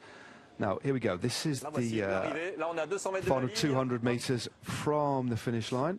C'est une arrivée comme ça, donc bon, la dernière courbe elle est à 200 mètres et ça sera the last corner is 200 meters from the finish, and the strongest rider will win. The climb is 5%. For me, Puerto Martinez can be a key moment for the climbers, but it's not difficult to make too many differences. So thank you, David. A very in-depth look at the final few Ks. 5:22 since we've had that little bit of an insert, and some fast roads here, Sean. So right now, for the next few Ks, we're descending for quite a while now. No real change. So it is definitely advantage these two, but yeah, not an overly difficult final climb. So it's going to be a fast climb, basically, isn't it? Yes, it's not a final where you can make up big gains to the breakaway. But we must remember as well the breakaway out there all day and the way they've been riding, and you know, Ben O'Connor, the way he's pushing on here with the rider from the team of DSM. It is an interesting one. Will they be able to keep this?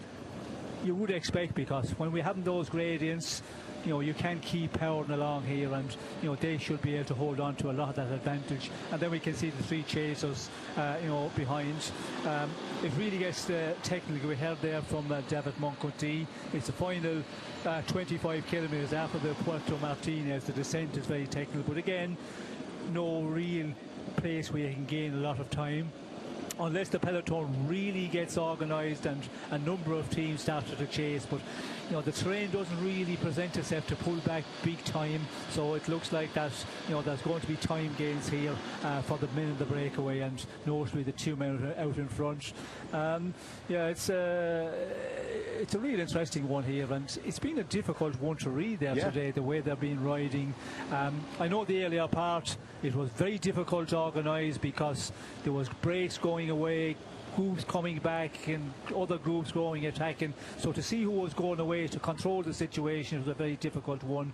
But yeah, then when we see that, we were expecting some of the other teams to get involved here, but not at all. And now, yeah, it's pretty much out of control here, you could say, for the peloton. For some of the teams back there, that is the situation. But yeah, what are they going to do about it? We'll have to see now very, very quickly, because we're, you know, getting close to that 44 kilometres to the finish. They need to try and rectify if that is their plan.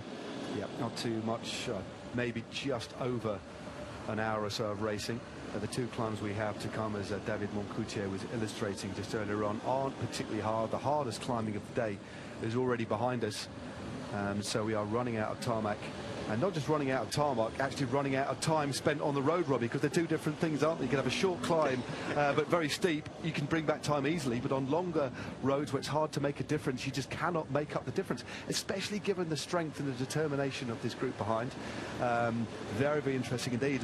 And it looks like the group of Frigo, Sanchez and Berardi may actually make contact, not so much on this descent, but on this next one in. So we'll have 5 riders out in front who, for a while, you would imagine would work together. Well, if they do come together, they will work together, I'm sure of that. But at the moment, Ben O'Connor doesn't seem prepared to let them come across it, at least not easily. He's really pushing on this descent. Lambert's, he's happy. He's just got Ben O'Connor still in his sights and is able to follow the wheel on this descent. But you know, we've talked about it a number of times. We will say it again. You just see how technical this long descent is. The peloton is losing time rather than gaining time on Ben O'Connor, and he's finding a course that is perfectly suited to just being in a solo or a 2-up breakaway, because there's just no way to organise a big group behind and then use the power of the peloton to chase them down. That's a really interesting point, Robbie. As you say, the bunch behind, with such a long way in this race, are probably going to take this descent a little bit more cautiously. I'm not saying that Ben O'Connor and Glimlazer are going to take any risks, but they will definitely be pushing a little bit quicker. So what a thrilling stage we're being treated to today.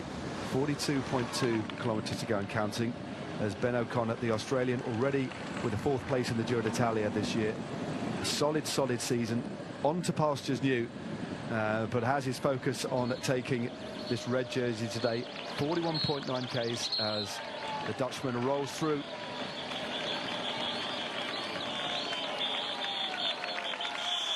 Ooh, I tell you what, Sean, that was a narrow little pinch point there for the bunch a little bit later on. Yes, it is. It is. As we heard, you know, it does get technical, and as we get closer to the finish, it gets more technical. We did see there where David Moncotti was, you know, quite narrow roads, and we're going to have quite a bit of that as well, I think, on some of the descent. So it is a technical one here, but we can see them 3 chasers at the moment: Frigo, Sanchez, and Barad. You know, they're at what, 33 seconds, and then back to the rest of the breakaway at 1:05. You know, it's a one where Red Bull, Bora were in a great position having this man up, but has totally gone haywire for them, as we say. And you know, he's back there in that rest of the breakaway at 1:05. You know, he should have been with the 3 riders. If he missed the first one, okay, it was a bit messy and it started to play around a lot. But Ben O'Connor, as I said, he was the one he really had to watch. But then when those other moves going, you had to try and go with him. But we did see when Ben O'Connor was gone, he was trying to ride and he was trying to push on the pace there. So maybe he overworked a little bit. And you know, that's where a good director sportive come as well. When you're in that breakaway and you're in that situation where Red Bull, Bora were, the first thing you say to Lipowitz, okay, now you're in the breakaway. You can ride a little bit, but conserve as much energy as possible. But Ben O'Connor is the man. You have to be glued to his wheel, and if he's moving, and it did get quite messy for a while. It wasn't on a big climb where, you know, it was all about power. They were starting to jump around a lot. So immediately you inform your rider, okay, just be careful, O'Connor. Don't leave him go in a group. Don't leave him go alone. You just glue to his wheel. Yep, that's a very, very good point. He was on a climb that he finally went. The rider obviously with him. Knows the wheel to watch, and a man who's had some fantastic results, as Nathan was talking about earlier on. Spent a few years, of course, with Jumbo-Visma as part of that all-conquering team, but has moved on to DSM for a few more opportunities, and boy, has he got one today. He really has. But that's a dangerous group in between the Frigo and Sanchez. And actually, if that Frigo-Sanchez-Barade group, Robbie, does get across to O'Connor and Heis Landweis, I tell you what, I'd be putting all my money on Peleo Sanchez. Boy, that lad's got a punch, isn't he? You know, it's that stage in the Giro when he really came to form. He is a dangerous rider. There he is, sat on the back in the white jersey. His body language, he looks pretty ragged on a bike, but I tell you what, you don't want to read too much into that, because that lad has got a punch. Bluffer. He's a bluffer, yeah. I think we just lost Robbie's audio for a minute. So we'll get Robbie in a second, but there we go. 5 minutes and 24 seconds, under 40 kilometres to go. It is indeed Red Bull, Bora Hansgrohe who have taken to the front. Primož Roglic in 3rd position there. It's making sure he's in a good position on this very tricky descent, especially as we head towards this next little town. Well, welcome back, those of you who've taken a commercial break. This is stage 6 of the Vuelta, 185 points, 5 Ks. We started off in the Jerez de la Frontera, and we're ending up in Junquera. Started off in a supermarket, which was pretty good fun. To tell you what, I wonder what Ben O'Connor bought in the supermarket. What do you reckon he's got in his back pocket, Sean? He's flying today. Well, there was a lot of choice, of course. A grocery shop start to a top of a mountain finish, and he is definitely on a good one today, the way he's riding here. And it's going to be an interesting one now. Still, you know, just under that 40 kilometres to go with the 3 chasers. You know, 33 seconds at the moment. They have come out a little bit earlier, that group as well, and if they can really work well together. But we see Peleo Sanchez there, you know, look to be suffering, but that's his style, as you say, Matt. We've seen the way he rides, and he can still finish off. And the Giro, of course, he beat an Alaphilippe in that sprint for the stage win, so he is a fast one. And yeah, if they get across the 3, make it a 5-man group, it will be a very interesting final here. And it is very possible, because that 30 seconds approximately, well, you know, that is bridgeable. But we see Lipowitz, you know, further down there, that is quite a big one, 124 to him. So yeah, it looks like it could be between the 2 here and possibly the 3 chasers for the stage win. Exactly, and Robbie, Yeah, I think we've got your back now, but we've just seen the gap go out. They've taken another 20 seconds on that descent. We saw Nico Denz on the front, actually riding, understandably, pretty conservatively down the descent, just to make sure, because as I say, there's no need for them to push it. They're going to have to lift the pace soon.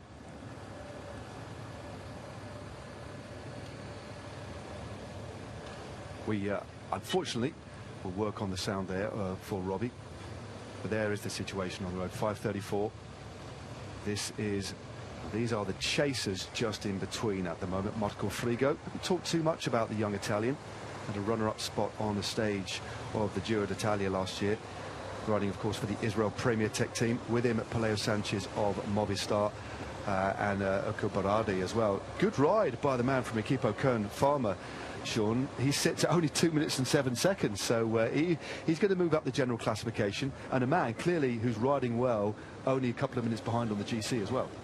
Yes, well, you know, anybody in the GC is only a couple of minutes behind. You have to be riding well, considering, you know, the mountaintop finish we had with that, you know, really killer of a gradient over 3 kilometres, where it kicked up to 20%. So, you know, unless you're really climbing well and going well, you're not going to be in a good position in the GC standings. And yeah, he is proving that again here today. And yeah, it's going to be an interesting final here now as we go inside the final 40 kilometres. But the peloton still 5:42. I was expecting this advantage to come down quite a bit more. But yeah, it's not, for the overall situation, it's not a disaster for Red Bull Bora with Primož Roglič, because Ben O'Connor, you know, I think they will, you know, see him maybe as a one where he'll lose time on a lot of these mountaintop finishes. But yeah, the situation that we're in, when you're in a great situation at all, you know, just gets away from you in the second half of the stage, it's a bit of a disappointer for them. Yep, 5:38. Stabilised now. They'll be coming near the bottom of the descent. Fingers crossed everybody gets through that little pinch point. They'll have that'll have been marked on the communique in the road book. But the place to be is at the front on this descent. It's that little narrowing pinch point. We're probably about maybe 500 metres to a K away from it here, Robbie. And if you can still hear us, let's see if we can get you back.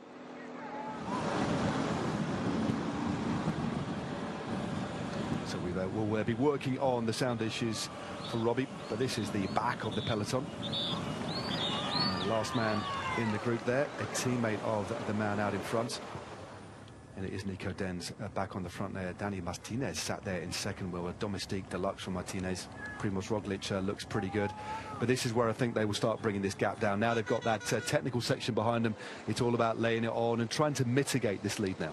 Yes, and to our viewers, apology, you know, Robbie, we're having difficulty there, but down under in Oz, it's very late at night, so I think everything has gone asleep down there, so hopefully we get him back for the end of the stage. But yes, you know, this is an interesting one now as we go inside, you know, the final 36 kilometres, and you can see, you know, the gaps between the groups here are, you know, pretty enormous, really.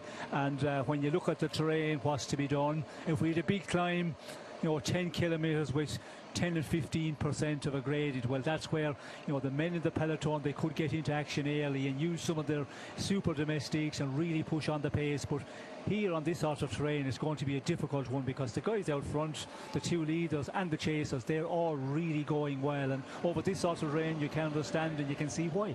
Yep, definitely.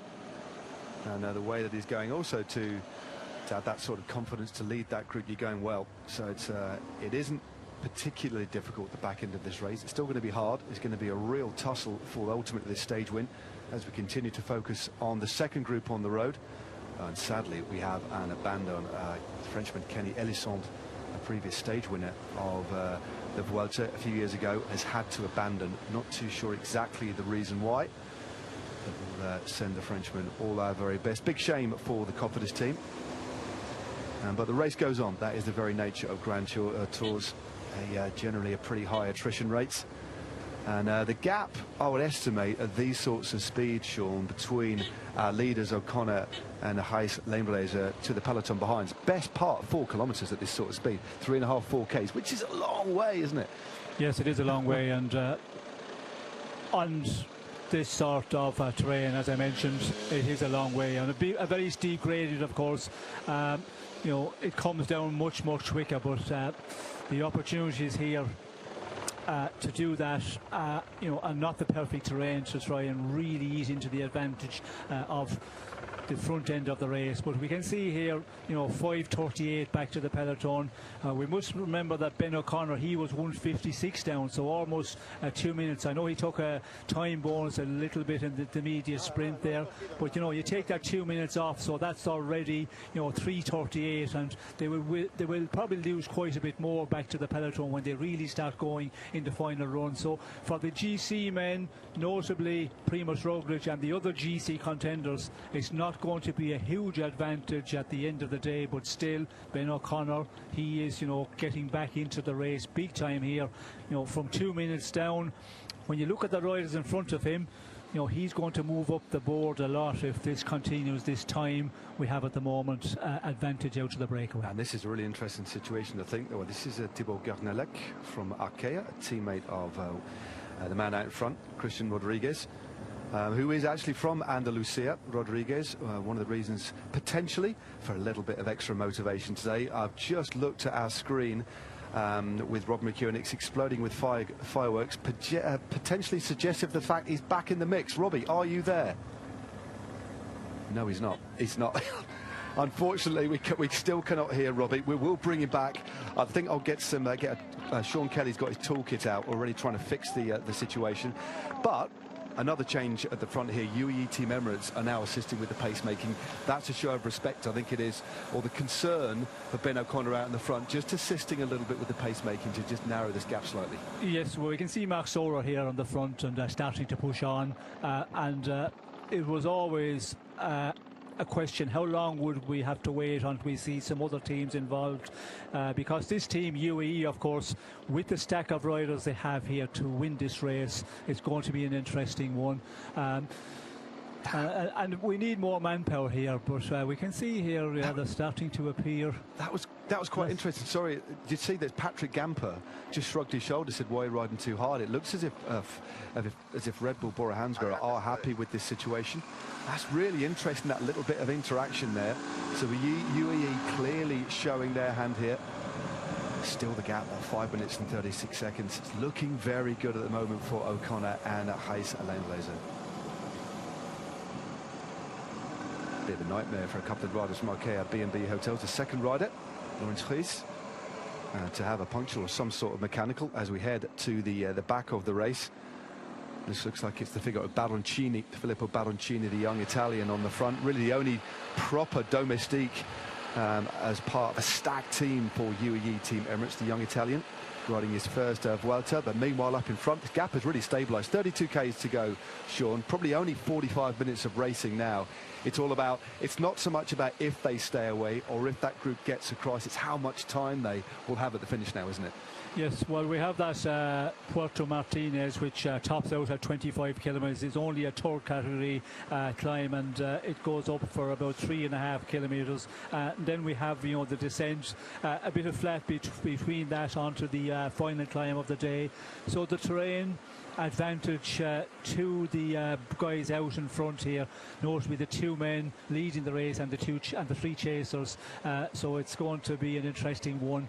You know, what the advantage will be at the finish here. I will expect them to be, you know, quite substantial at the end of this one, but yeah, if we see more teams getting involved and they really just turn up the gas on the front of the peloton, yeah, it could melt down quite a bit. And we've seen UAE already. Will there be other teams that want to, you know, get on the front here and really just belted up the final climb and that final, you know, 25 kilometres to the finish?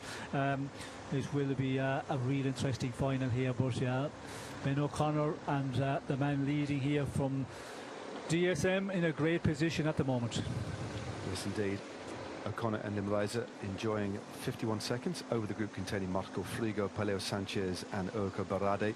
And the group in between, so group 3 on the road, the remnants of that 13-man breakaway.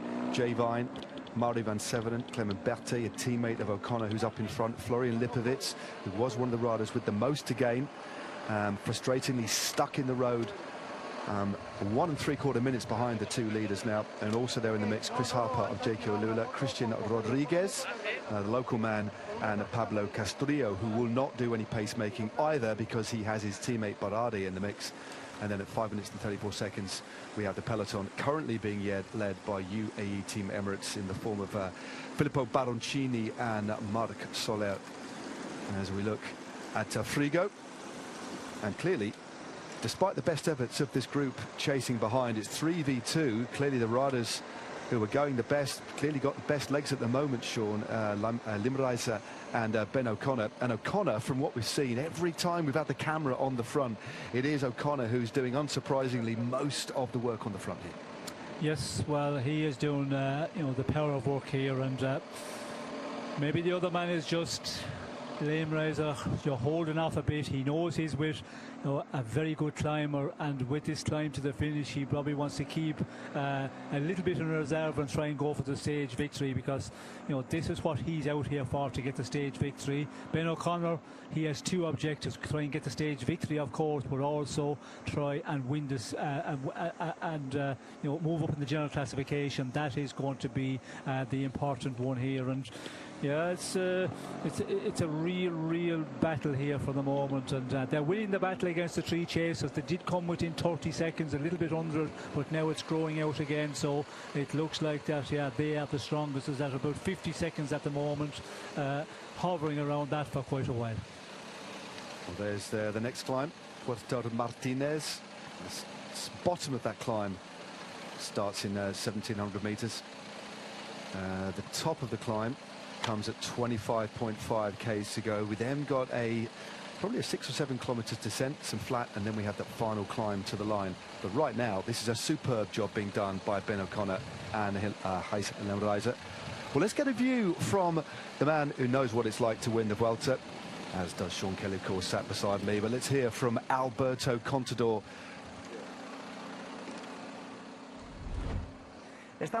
So we are seeing a situation where here, for the viewers and the commentators, it might look like a natural or kind of relaxed situation. But right now, in the team cars, there'll be a lot of tension and nervousness. Now we're seeing that Red Bull Bora have decided to give the red jersey away. Okay, fine. I don't think it's a priority to keep it now, and there'll be days to get it back. And we also saw Bahrain Victoria start pulling in the peloton as well. But right now, in 8 or 10 team cars, they're asking themselves, should we pull in the peloton, should we not? Should we wait a bit longer to see if another team takes it up? Who's got the responsibility?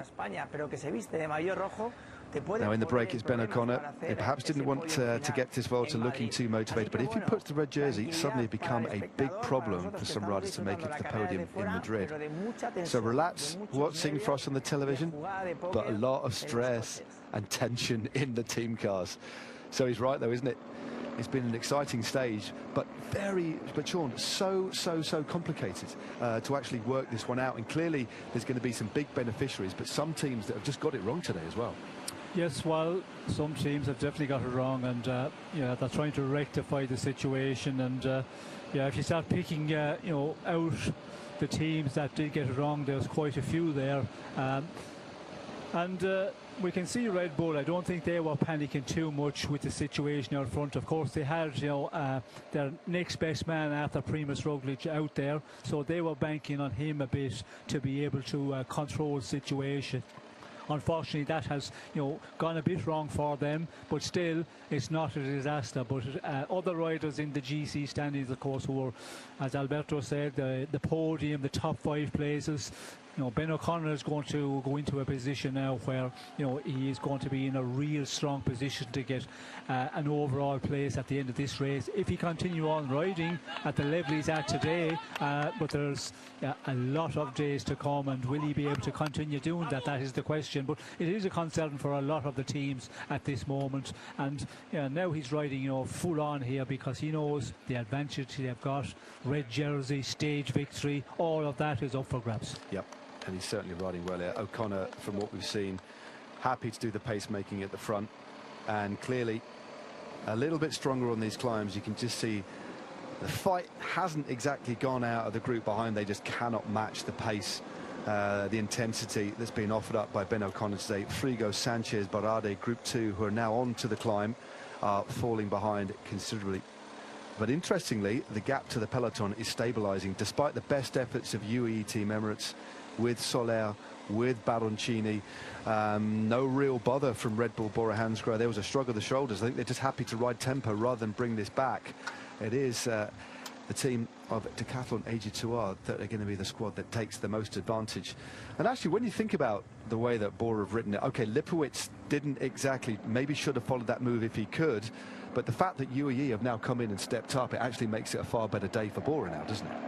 Yes, well, no, they are going to take this advantage down quite a bit now, because we have seen Bora, they have been, you know, riding at the front, and it's an interesting one. Were they riding pretty much, you know, at their best, giving it almost 100%, or were they just prepared to just ride a tempo? In the earlier part, when the breakaway was at a minute and a half, 2 minutes, we could see there that they wanted to calm the main peloton and allow the breakaway to get away. And of course, you know, they had the right man up there in Lipowitz, and that all was, you know, a perfect situation for them. But as it went, you know, a bit in the wrong direction, I thought they might be able to, you know, up the pace a bit, but it didn't seem like they were able to do it. Was it that they didn't really think that Ben O'Connor was going to be a danger one, but now I think they're saying, well, you know, maybe disadvantage is getting a bit too close to be comfort, and they'll be happy with the aid and the help of UAE. And yeah, no other teams coming to the front for the moment. We can see Visma Lisa bike starting to appear but not contributing, and yeah, we're getting into the very final of this one, and the gap back to the breakaway is still huge. Yeah, it is. It's actually gone out a little bit more in the last kilometre or so. 5:44 from 5:38. We're just looking at Urko Baradi. Great ride by this young man. Good GC position, solid, should I say, at 2:07. Now getting dropped, can't quite hang on to the pace being set by Michael Frigo, the Italian, in the blue of Israel Premier Tech, tucked in neatly behind him. The compact figure of Peleo Sanchez. As this man out in front, it looks like Gais Lamraz has been put completely and utterly to the sword by Ben O'Connor, who is absolutely flying up this climb. 2Ks to the top. Ben O'Connor isn't even looking right around. There was no bluffing by the Dutchman here at all. O'Connor is on a superb day, Sean. Yes, he is, and he has been, you know, given the most out of the two men here in front. But it was an interesting one, Lamraz, or was he just, you know, keeping a bit in reserve? Not at all. We can see Ben O'Connor, he's on a big day here, and yeah, he's, you know, getting the information now. He knows that this is a huge opportunity for him, so he's just going to time trial all the way in this final 27.3 kilometres to the finish. But just look at the beautiful pedalling style there. That's what the French call that souplesse, just flicking the pedals around. And when you see a ride, everybody, all the riders have different styles, Sean, but when you see a man flicking the pedals like that, it just shows he's got a little bit under the hood as well. This man is in great form, and at the moment he is the fastest man on the course. 5:52 now to the chasers. Superb performance by Ben O'Connor. Yes, well, as the French say, sans pas le pédale. Don't feel the pedals. That's it. I think, or as Adam Blythe would say, it's diamonds in the legs. One of the two. Anyway, let's see if we can bring Robbie Hatch back in. Sorry, Robbie McEwen back in. Robbie, have you sorted out your problems? Well, he's back. Know, Matt. He's back in the game. We'll see. Maybe it was just the what's being put out by Ben O'Connor that's just interfering with technology worldwide. You know, from the Vuelta a España through Subiaco in Perth, where Ben O'Connor's from, he, like you said, he is just on a barnstorming day, and we've seen it over the last few years. When Ben O'Connor is on one of these days, he is near on unstoppable. He doesn't seem to have them on tap, he doesn't have them on command, but when they come, he is phenomenal. Well, I mean, and they've all come in big races. All of his big victories have been Tussaud. They've been on his own, haven't they? The Giro d'Italia, you know, the Tour de France, all epic solo rides. And the first of which was, of course, his breakthrough in the Giro. But an absolute superb performance today. It's nearly up to 6 minutes now. So despite UAE putting two riders on the front, Ben O'Connor is coming towards the top of this climb, extending that lead to 6 minutes. So even Sean factoring in losing a bit of time towards the back end, Ben O'Connor, well, the jersey is his to lose now. we've had a superb stage today. Stage 6 of the Vuelta. Compared to the rather pedestrian beginning of yesterday's stage, it exploded into life at the back end. We have had a thriller. I hope you've enjoyed it at home, wherever you are in the world. But we have Ben O'Connor out in front. Took the initiative from that 13-man breakaway. Sense a little bit of lack of cohesion. Was on the front foot, but as well as being intelligent, smart, shrewd, reading the breakaway, has got the legs to back it up, Sean. So it's often, if you can get that combination right of being smart, having a good day, sometimes these days just unfurl. They're rare days as a bike rider, though, aren't they? Well, maybe not for you, maybe yes, not for Sean. He had plenty. Well, when you have the diamonds in the legs, they are rare days, I can tell you, because you know, everybody think when you're a good biker and you win a lot of races, you don't have those bad days, and my God, you do have a lot of them. But you know, you can digest that, you can get through them. And you know, Ben O'Connor, when he hit off early out of that breakaway, I think we were all saying, what's he doing here? Is it much too early? But now we're seeing, you know, the answer to that. He was feeling the diamonds in the legs and San Paulo pedal, all that stuff, and I think he wanted to make hay when, you know, he was on a good day, and he's really doing it here. You can see 6 minutes back to the peloton, and you know, the riders that have been pushing on the front here, we see UAE coming to the front, they were pushing big time. Now we have Oliveira from Movistar coming to the front and trying, you know, secure a pace here, and you can see the damage it's doing. Riders going out the rear door, that tells how fast they're going as well. But Ben O'Connor, he's doing an enormous ride out in the front of the race. Indeed, very interesting to see a couple of other teams coming to the mix as we focus on the man who's already taken the stage win, Wout van Aert, keeping his powder dry for another day. We're just cresting the top of the penultimate categorized climb of the day. I think a perfect moment as we drop down the other side to hand over to the more than capable hands of Carlton Kirby, who's going to take us through to what has been the end, as what has been an absolutely thrilling stage. Carlton, good to have you back in the mix, mate. Ben O'Connor solitary over the top with a gap of just over a minute of a Heis Limreiser. Marco Frigo now solitary. There's riders spread all over this barren, beautiful landscape. This is hotting up to be a superb finale. Certainly is. Thank you, Matt. Gosh, what a day. And what a rider we've got in Ben O'Connor. He's had a stellar season and just kind of missed out, really, on so many occasions. Well, right now it looks like he's having his cake and eating it. I'm not quite sure what he's ordered for this evening. Thanks to Matt. Thanks as well to Nathan, who joined us a little bit earlier on today. Great insight. And this is going to be a terrific day. I want to see what Frigo's going to do, to be honest. Limreiser, he's at a modest margin just for the time being. He'll be enjoying Matt's company, of course, in the breakaway just after today's show. But look at this. What a show. If you want a performance, then kind of look no further. Meanwhile, look further down the mountain and find this man. Now, he does not look best comfortable, but that's because he's emptying himself at the moment. He's 24 years of age, the Italian. And Marco Frigo, well, will it be cool? I'm not quite sure for him. What do you reckon, Robbie? Well, you want to be not comfortable, you want to be powerful. And, you know, if you're going to go across to the likes of Ben O'Connor, you've got to look a little bit ragged, because that's the sort of effort that's going to be required to make any inroads on the lead of the Australian at the moment. I mean, 24 kilometres to go, and after, you know, they're 161k deep into what has been an incredibly aggressive stage. So much elevation meters, nearly 4,000. A super tough stage. Ben O'Connor, he now needs to hold it together over this final 24 kilometres to the finish, because it's not out of the question that you can start to blow up a bit. You know, it's been such a massive effort, and it's, you know, really crucial that he's been keeping the fluids and the nutrition going in all day long to sustain the massive amount of watts that he's putting out. So, you know, they won't be totally comfortable and confident that it is all over just yet.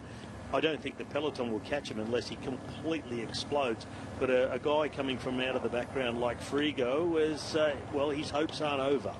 No, they're not over just yet. But the way Ben O'Connor can impose himself, we've seen him do it before, most notably, of course, in Teen back in the day. That was 3 years ago now on the Tour de France. I remember him coming home, and quite a few of us shed a tear on his behalf. He's getting to that full physical capability kind of age, around about 28 at the moment. And if you look at what he's done so far this season, you kind of think, well, he's been very, very close. Tour of the Alps, runner-up, of course, to JP Lopez. But more than that, I think his ambitions extend to Grand Tours, and why not here? If he takes the jersey, Sean, and it looks like he's going to, he's a difficult man to unseat. Yes, he can be a difficult one to unseat, and the way he's riding today, it's looking that he is in excellent form. But we've seen that before, and Robbie mentioned it, I think, when he's on song, he can, do these big performances, and that's what he's out here doing today. Now in the final 22 kilometres, he has to keep it going and not get it wrong on the descents. That's something, when you're in this situation, you can be over anxious a bit, and the experience is very important. So not to overcook it on any of these descents is very important. And then, when we get on to the final run to the line, the uphill section, he should have enough in the tank to conserve a lot of the advantage he has got. I don't think there's any way we're going to see Frigo catching him. 125. I think Frigo as well, he's after, putting a lot of effort, and you can see the way he's working at it when it does go uphill. He seems to be struggling quite a lot, and with 125 an advantage, unless Ben O'Connor really hits the wall, as we say in cycling, he should be able to hold on to a big advantage in the GC as well. And then going forward, to be able to do that for the next 2 weeks plus, that is the big demand, because we know he can do those rides, but consistency at the high level against the top riders here in the GC standings, that's what he needs to get together, and that's where he's lacking on some occasions over the last number of years. Well, keep your mind up, your eyes on the road, your mind up the road, and don't send your bike down the road. Robbie, all of those things need to be intact. He's holding a margin at the moment. Frigo clearly is pedalling into some of these curves. Can't see the gap narrowing, however. Ben O'Connor seems to be taking it a bit more gingerly. It's the last descent really he's got to deal with today. There's a couple of little kickers that will involve a bit more downhill before we get to our final climb today. But the margin, if anything, is extending here slowly but surely.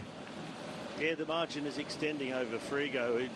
All the time, Ben O'Connor's been going away from anyone who's been chasing him. There, Frigo was in the group that got as close as 20 seconds to Ben O'Connor, but he just didn't want anyone else to come across, kept pushing on, and now with the gap at 127, he just continues to extend it.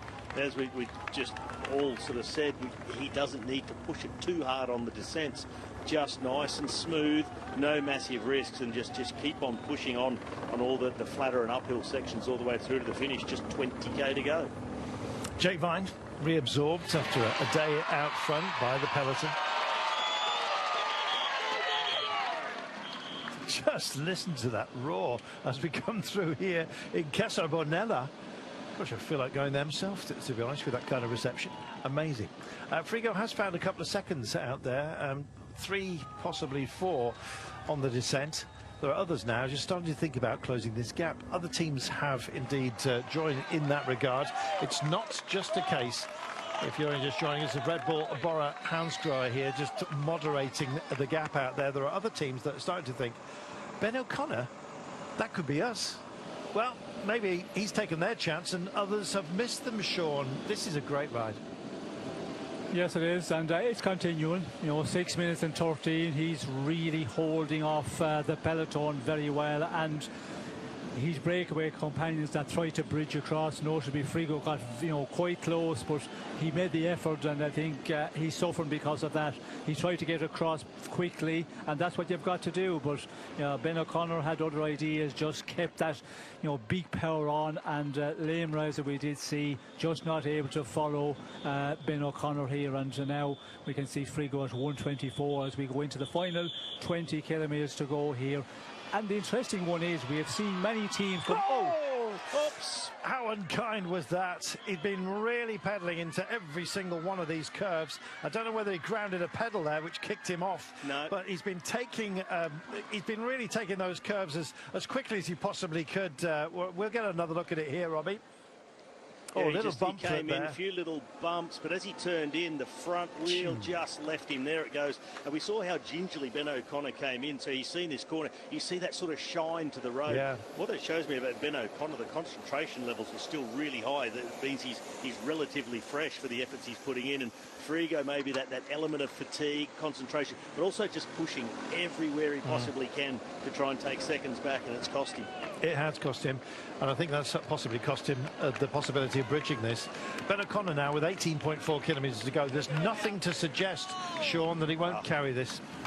No, I don't think he's going to lose this one, and we can see Frigo are just getting into difficulty there. That's not going to help him at all. And Ben O'Connor on the descent, and we heard that from David Moncotti. He said, after the final climb, when we topped out at that 25 kilometres to go, the descent was very technical. We heard it from Mate as well, the local rider here from Escatel. He was saying, a lot of technical, tight corners, dangers, and we've seen that with Frigo here. He just, bites the tarmac at the right wrong time. But yeah, Ben O'Connor, we see him going down. He wasn't pushing it too much on the descent, getting down safely, and I think, his director sportive as well probably reminded him, okay, Ben, get down this one now, get down it well, but don't take any major risks, and then get on to the final run to the line here. And there's quite a lot of uphill here, because we talk about the final climb, it says 8.8 kilometres, but when you look where we are now, it starts to go uphill a long ways out. And again, the mountain classification point, always on a climb, sometimes it should be maybe 5-10 kilometres further down the valley. Got some flyers here, Robbie. Yeah, we have. I was just having a listen in as much as I could to Ben O'Connor, and rather than the team director calling the shots, I actually think it's Ben O'Connor. I noticed him there just taking on a bit of an energy gel, then calling the team car up to come and bring him water, just asking for the time gap. They said 6 minutes. He said, excuse me, the time gap, okay, to them, what's the time gap to the next chaser? So he's thinking everything through. He wants the information. We've had a crash over there on the right-hand side. Yeah, exactly, at the side of the road. Ben O'Connor takes that category 3 test. 3, 2 and 1 Limbrand and Frigo. Whether it will pan out like that is anybody's guess, but Monique looks safe in that jersey again this evening after his exploits a couple of days ago. Brilliant. 6 minutes and 10. It is back to the peloton, the red jersey group. They're starting to fracture just a little bit. Some ambition being shown. I was just about to say as well, UAE, not Jay Vine, you understand, but I think a couple of their number. Don't be surprised if it's Soler just pushing off the front of the peloton. Quiet day by their standards for EF Education. Easy Post tried to get in the break after missing quite a few of the opening incarnations of it. Richard Carapaz just starting to wonder about the possibility of getting off and up the road. Wasn't to be in the end, although he was part of the chase. Everyone's in the wake of this man, though, and a wake-up call for anybody who thinks this race is a done deal. Primož Roglic happy to lend out the jersey, but by what margin? That's the question, and it's holding at 6 minutes at the moment. Is that acceptable to Roglic, or are they going to try and charge in? And they're running out of kilometres to do it, Robbie. Well, lending the jersey out, I don't know. It's like he's taken it to the pawn shop and they said, well, he's not coming back. We're going to give it to the next highest bidder. Let's see. I think it's been locked in the safe, to be honest. And the man with the keys at the moment is Ben O'Connor. Super work by him. Gijs Leemrijse is still very, very much engaged here, but at over a minute in arrears. This is going to be a big margin. I'm just wondering whether we're going to see some riders sprinting home, Sean, to limit the damage. Well, it would not be a surprise to see them pushing on, but who is going to be able to push on here? Because this sort of terrain we have got here all the way to the finish now, it's not the steep gradient. So, if you ride on the front, well, then you're going to have a lot of riders in your slipstream getting big advantage, and that is going to be the one, as we can see, hey, more riders having difficulty. Is that crap? Crash? No, I reckon it's another crash. These are really slippery roads here in Andalusia. These country roads are, a lot of dust on them, really worn down. We saw the shine on the road. There's a lot of riders coming undone, and it's also that element of fatigue. This is the corner the peloton's coming out of now, where Marco Frigo just dumped it a few moments ago. But still 6 minutes 12, and they'll be also having heard what's happened in front. There's been a crash there. The warnings will be going out to these teams trying to lead the chase that don't get ahead of yourselves and take silly risks on the descents. There's another crash in the background, so someone else has fallen off on the exit to that corner. So you see how just slippery the roads can be even when they're dry in this region. But from this point on, coming into the finish, there's some relatively flat roads. Then there's this long, gradual speed climb to the finish. I think we're going to really see teams try and light it up on this final climb, almost like a team time trial, and then through and off. Big turn on the front, swinging off, and the super domestiques are really going to have their work cut out, because they're going to have to try and narrow the gap to Ben O'Connor, because there will be quite a lot of concern about the gap that he has. Certainly will.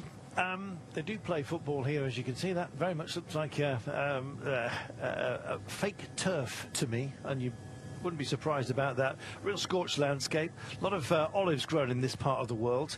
In fact, olive oil within Spain makes up much of the olive oil that's sold out of other countries as well. They have huge production, and say it quietly, it's the very best in the world. Doesn't matter what your friends are telling you in Italy and Greece, this is where the best olive oil comes from. So many different varieties. Well, this man here, well, he's special, isn't he? Vintage, I think you might say. Ben O'Connor was a very bright light a few years ago. Not that he's been off the boil, he's always been there and waiting for his chance to enter the spotlight once again. He's got it here today. Lim Reiser hovering, as you can see, just over a minute, doing a good job actually of making a decent account of himself. Starting the day 13 minutes down. Ben O'Connor a minute and 56 down, and 6:21 now to the red jersey group. He's going to take an absolute packet today off those who maybe took him too lightly. Well, Ben O'Connor is in charge of the day and his destiny, Robbie. Look, you're always in charge of your own destiny, but if you've got the legs like Ben O'Connor's got today, then you are really in charge, not of your own, but everybody else's. Ben O'Connor, when he's on a day when he's charging, he's just beautiful to watch, so smooth, and his level of commitment. You look back earlier this year, 4th in the Giro d'Italia. It maybe could have even been better than that. Think of that first uphill finish to Europa, won by Tadej Pogacar. When he went on the attack, the man who stayed with him the longest was Ben O'Connor. In the end, put himself too deep in the red and got dropped, couldn't recover, and just lost the chasing group. But that was a sign that Ben O'Connor has reached a level this season that he's ready to do something quite magnificent. And this could be the start of that magnificence today here in the Vuelta. He's often a little bit of a slow starter in a Grand Tour, but rides through well, and if he can avoid a bad day, he's going to take a whole lot of unseating from the lead of this race. Agreed entirely. Jabal Jace in UAE Tour this year as well. Fantastic. Opened his season in Murcia brilliantly so with a win. 5th overall in Tirreno Adriatico. That was a wake-up to many. Tour of the Alps, runner-up, don't forget, behind JP Lopez in that game. And then, of course, he went to the Giro d'Italia, as Robbie was saying, just finished off the overall podium. Spectacular rider on his day, and this is one of those days. Sean, he's having a party. 6.5 minutes now. He's extending the lead, for goodness sake. Yes, well, it's amazing the way this advantage is growing out. I thought it would come back, quite a bit. When you see the teams have been riding and trying to, ease into the advantage to the leader here on the road, it's not working at all, and that just tells how strong this man is, and he's just continue on to keep on time trialing here, and advantage growing out all the time, and it's going to be a difficult one. Talking about who's going to ride on the final climb, it's in the very final where it does go up a bit of a bigger gradient. That's the only place I think we will see some of the big hitters trying to push on here, but then it's going to be so late that you're not going to take very much at all back on Ben O'Connor. Goodness me. Well, it looks like a dried out, shriveled up worm, our finale today. There's a lot of twists and turns, but to be honest, the man who's going to straight line it is Ben O'Connor. There is a 10% gradient in our final run to the line, but it doesn't last terribly long, and there's actually a downhill section as well for about 800 meters. So a difficult climb indeed to set a rhythm on, but to be honest, he is just boogieing all over this mountain. And indeed everyone else is dancing to his tune at 11.4 kilometers from home, and he's just having some fun with us here. this is magnificent. He's got the wherewithal to think about not only what's ahead of him, but what's behind as well, Robbie. And for the moment, that's everybody. Yeah, and I think with a gap like this and feeling how he is, he'll be starting to get that adrenaline rush too of knowing he's riding to the stage victory, knowing he's riding his way into the red leaders jersey of this welter. And Ben O'Connor, he is just on some day out. This is just incredible from the Australian. I mean, they've been having quite the incredible season. Decathlon Agi-Dessert, they've had 29 wins already this season. They're a whole new team. A lot of them put it down to the new equipment. They're on these Van Rijssel bikes. I was talking to Larry Warbass about it during the Tour de France. He said that their equipment has just taken them to another level again. They feel like they're really competing on equal footing with the other big teams with the specialised equipment. And when you get the winning feeling within the team, it brings everybody up another level again. And Ben O'Connor, he's turning out to be a true leader of this team this season. You bang on with that, Robbie. I thought the same, actually, when Limreiser went up the road after the exploits of Bittner yesterday. Suddenly, belief washes over. It's amazing what success does, Sean. It breeds success, doesn't it? Well, yes, it does, you know, give a big morale boost to everybody. And when you start winning here in the season, as Decathlon, you know, are doing right from the beginning of the season, it just went on, and they have had, you know, great performances, and continuing on.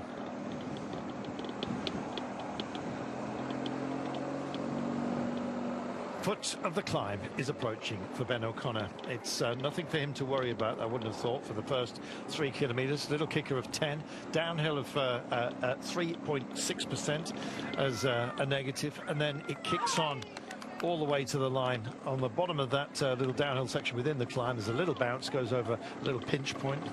It's a bridge, and then he brings it home. Surely nothing is going to deny him today. He looks absolutely magnificent.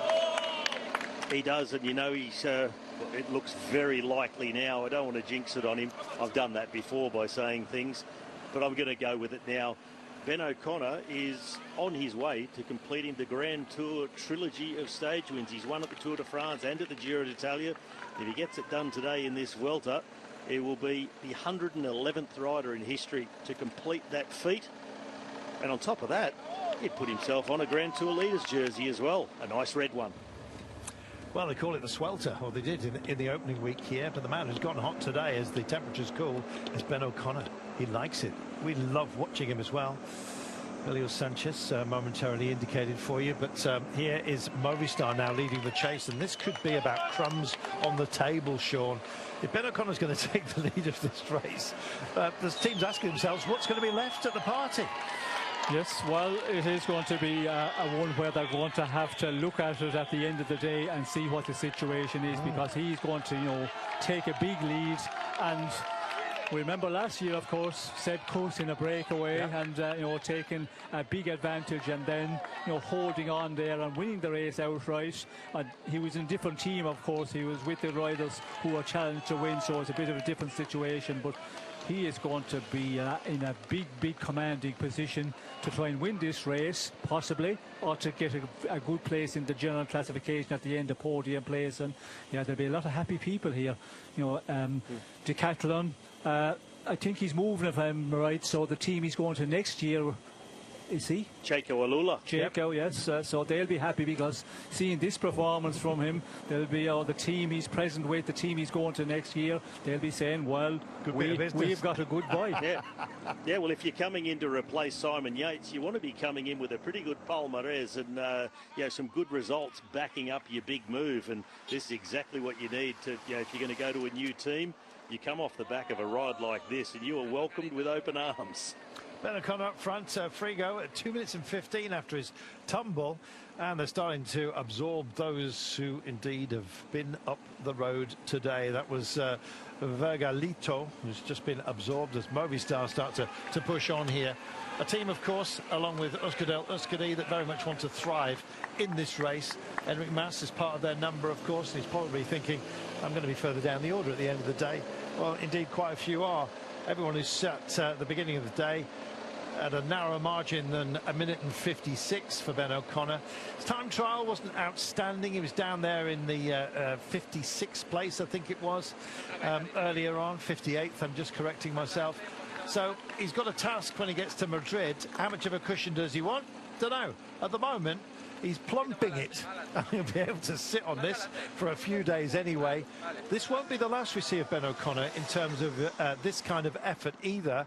He's given to attacking, and indeed, as you were saying, Robbie, success indeed can have a magnifying effect on a rider's belief, and when he believes, he can go again. There's plenty of days which have got Ben O'Connor's style written all over them.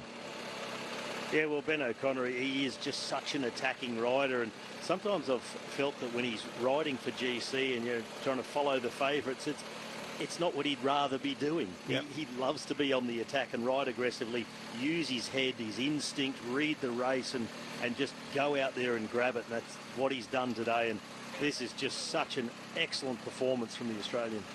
Just about to come to the steepest part of this climb. Once he's dealt with that, Sean, well, it's going to feel like all his Christmases have come at once. There is a descent for us to worry about, which extends for only 800 metres, and the rest of that is going to be about margins for this man. Yes, and it is going to be a big margin at the end of the day, and it will be a total different situation for the rest of this race, or for quite a long time, because Ben O'Connor is the one who attacks a bit. Here he's going to have to follow, and that's what he's just got to do now with the advantage he'll have in the overall standings. He's going to have to try and stay with the big favourites on all the important days, mountaintop finishes, and limit the losses, and see where he's going to fare out over the next 2 weeks of racing. Interestingly, this chase is to knock out really Christian Rodriguez, who started the day at a minute and 58. Clement Berthet, they want him within range. He's 2 minutes and 19. Minute and 50 was Florian Lipovic as well. There are a lot of riders that this peloton are interested in exceeding, putting the likes of Mas ahead of. And they, of course, now sit at a margin of about a minute and a half between the red jersey group and that group. I think it's group 4, possibly 5. We'll see. They're declaring the 5th group as the peloton. But there's a pecking order out there, Robbie, and there's a few teams that are now thinking, hang on, we can't catch O'Connor, but we've got to deal with these riders who sit in front of us as well. There's an interest in narrowing that gap so that their men sit in front of them by the end of the day. Yeah, they're just trying to narrow the gap on O'Connor, and by default they're just going to start catching riders out of the break. The peloton's only around a minute and a half behind the group with Mauri van Sevenant and Florian Lipovic, along with Christian Rodriguez and Berthet. So it looks like they'll probably catch them, because this is that sort of panic riding we've been talking about. But the problem is that teams have been putting riders on the front of the peloton to chase Ben O'Connor. But these are riders who some of them were already dropped earlier today when O'Connor was going off in the break. And these are riders that O'Connor will put regularly 10 and 15 minutes to in on a really hard stage. So you're trying to chase a Ferrari with a old Citroën. De Chevaux? De Chevaux, yeah, that's what I'm looking for. No, not a De Chevaux. I think he's thinking about the Citroën Avant, which is the old diva machine, the gangster car. A bit faster. Maybe the DS. Pablo Castillo of Equipo Kern Pharma did a brave move today to get up the road, but Movistar are eating into all kinds of riders that they find out on course here, Sean. Well, the riders that were in the breakaway, you can see they're all coming back and being swallowed up by the peloton, and they were, what, 5 minutes ahead of the peloton, and right. Yeah, that just shows the performance that Ben O'Connor is doing out front, because you have some very talented riders. Pelayo Sanchez, we've seen him, he's been swallowed up 10 kilometres already back the road, and a lot of other very, very good riders, and that just puts it into perspective what Ben O'Connor is doing here. And the chasers here in the peloton, we've seen the teams that come to the front, given an effort there. I know Robbie was saying some of them might have been struggling the early part of the day, but if you sit in the peloton for 80 or 90 kilometres, you can recover quite well and be able to do quite a lot in the end. Oh, not today. But they've been doing very little. They come to the front, and when you look at the riders like the Ineos, for example, Koos's team, they have done nothing at all here. UAE Emirates as well. I know they had Almeida, or no, not Almeida, Vine in the break, sorry, but he was in trouble, and they haven't done very much either. They have tried with Soler, but it's all very, very short-lived by these big teams, which you'd expect to be able to go to the front with 2 or 3 riders and really push it on and ease into the advantage of the breakaway guys of the day. They're only just coming to the climb now, the peloton. Well, we can have a look at the last 5 kilometres of what we are going to be dealing with in a few moments' time. Is Ben O'Connor, I believe, is just about to come to that downhill section. He may well have already bounced into it. Let's have a look. Can't quite see where he is upon the road at the moment. Yeah, not sure. Just having a look. My maths probably defeated by yours. That's no surprise there. Yeah, Around 200 metres or so. There we go. Yeah, 200 metres. There, he's about to get there. Just has dealt with the steepest part of the climb. He'll dip down and then start to pick up his run for home. There is another flat section as well within his run, which is for about 3.5 or the 4 kilometre mark. This is that moment where we'll be thinking, oh, thank goodness for that, Sean. Yes, well, when you're in this position where Ben O'Connor has been out in the breakaway all day and then on his own for quite a lot. He was with the lame riser for a bit, but he's been out there, just riding against the wind and really pushing on. You're happy that you get over the steep section and get onto a downhill here and into the 5 kilometres to go. Well, in all the history of all the Grand Tours, 110 riders have actually taken a stage win in all 3. So he's going to become the treble one. I don't know. He might actually have a T-shirt made up. Let's wait and see. There is Nara Quintana, part of the engine room of Movistar, in a race that he's thrived at, as you well know, in the past. This is quite a selective group, all of a sudden, I must say, with the red jersey. In fact, we'll get a better view of it from this altitude right now. It's thinned out today. It's been a whole series of punches. When you get the maps, the route maps that are released, it's never days like this that sing out at you. You start to look at the very, very high mountains, but this is where the drama happens more often than not, Robbie, and we've had a belter today. Yeah, it's one of those sleeper stages that doesn't stick out when you look at all the profile maps together, but it's one of those days with just 4,000 metres of climbing roughly, and it sneaks up on you, and it's a very, very difficult day for everybody. So nobody in this peloton has had a free ride. They might have been sitting in the peloton, but there's been no recovery. It's narrow roads, twisting and winding, lots and lots of climbing, and it's been really hard to form any sort of chase because we haven't had those long straight lines where you can sort of go through it off, build some momentum in the bunch and form a chase, and they're having so much trouble just maintaining the gap to O'Connor, let alone taking time off him. 6:42, he's still going away from them, and he's inside 4 kilometres to go. Not following the pin, but Leibovitz and Rodriguez already just feeling the heat. There's a few others as well, but Ben O'Connor, he's absolutely flying. I don't know where he hails from. Subiaco, whereabouts is that in Australia? And is it hot? It's in Perth, and yes, Perth summers can be ridiculously hot. So these sort of temperatures and this dry baking heat, this is nothing foreign to Ben O'Connor. This is what he has spent so many hours in training over the years, and he's well accustomed to these sort of conditions. So Ben O'Connor, you'll say this feels like riding around from Perth down through past Fremantle and just out into the bush and in the heat, and loves it. Just looking at Roglic on the blower here, the gap to Ben O'Connor has actually extended, Sean, over the last 10 kilometres by about 20 seconds. There's been a lot of teams interested. They've all been trying to. It's like Ben versus the peloton at the moment. Well, it has been the situation for a long time that he's versus the peloton, and he's winning the battle here because he's been pulling out all the time. And we did talk about when we get into the final 25Ks or 30Ks, will we see a number of teams, contributing here on the front? We've seen them do it individually, but they haven't had any success in pulling back the advantage at all, and it's still growing out here. And you can see now it's Bora, continuing on. Aloisi pushing on here. We can see Vlasov is there. We did see the rider from Movistar, Carlos Canal. He just rode to a standstill and disappeared here. And we can see the riders that are coming to the front here. We see Capernat's coming to the front. You know, he's a great rider, but at this sort of terrain, you'd expect him to be under difficulty if the big teams are really out to turn it on.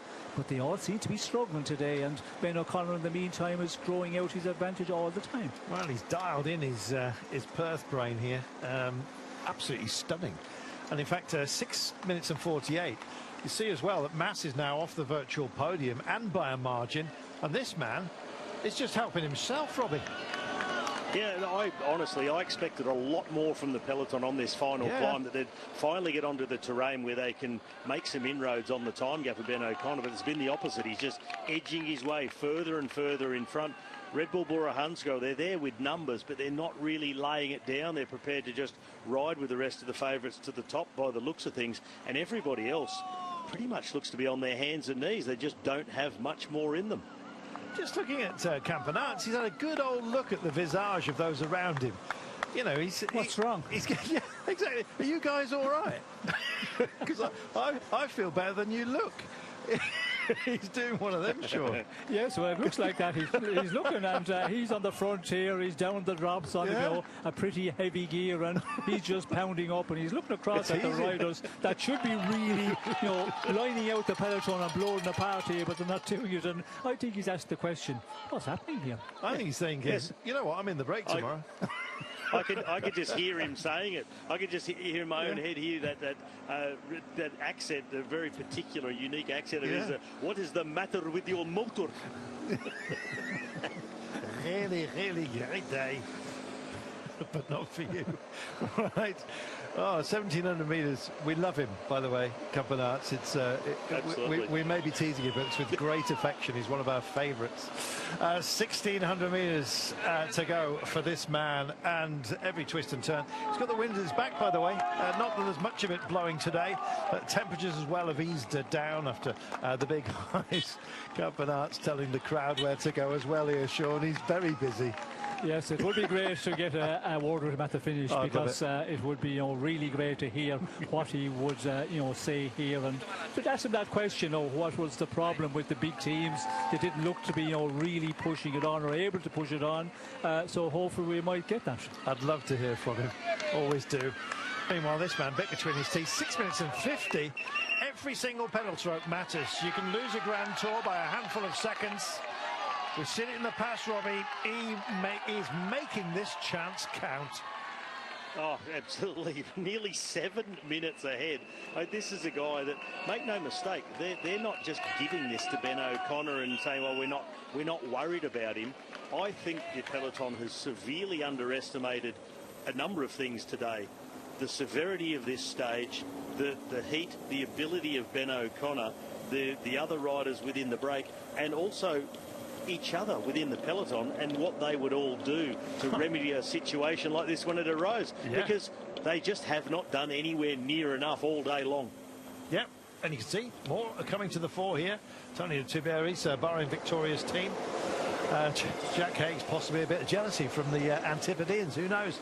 But they're also engaging with the chase. 6 minutes and 49. There's only just over 800 metres to go before Ben O'Connor rings a big one. This is going to be a very special moment. Cannot wait to hear what he says at the end of the day. I imagine the emotions may well rise to the fore, but he's generally quite a sober kind of character in moments such as this. But here he is. Oh my goodness, he's going to ring the bell. Is Big Ben. Here he comes. Ben O'Connor has effectively dominated this stage, and right now he is the man to beat. He looks magnificent. He's bringing this home. He's still sprinting. He wants every single metre to belong to him, and it's going to. And then the clock's going to roll on absolutely everybody. And for whom will the bell toll? Well, Ben O'Connor is ringing it, and they can hear it right the way down this mountain. He owns the place. Fabulous performance by this man. Round the last couple of bends here, the meters are just counting down, and we're counting, well, the cost of what he's done today. Got in the break, got himself ahead, put his nose out front, and basically thumbed it at absolutely everybody else. Kapow! Ben O'Connor brings it in, and now the clock begins. What a day for that man. Oh.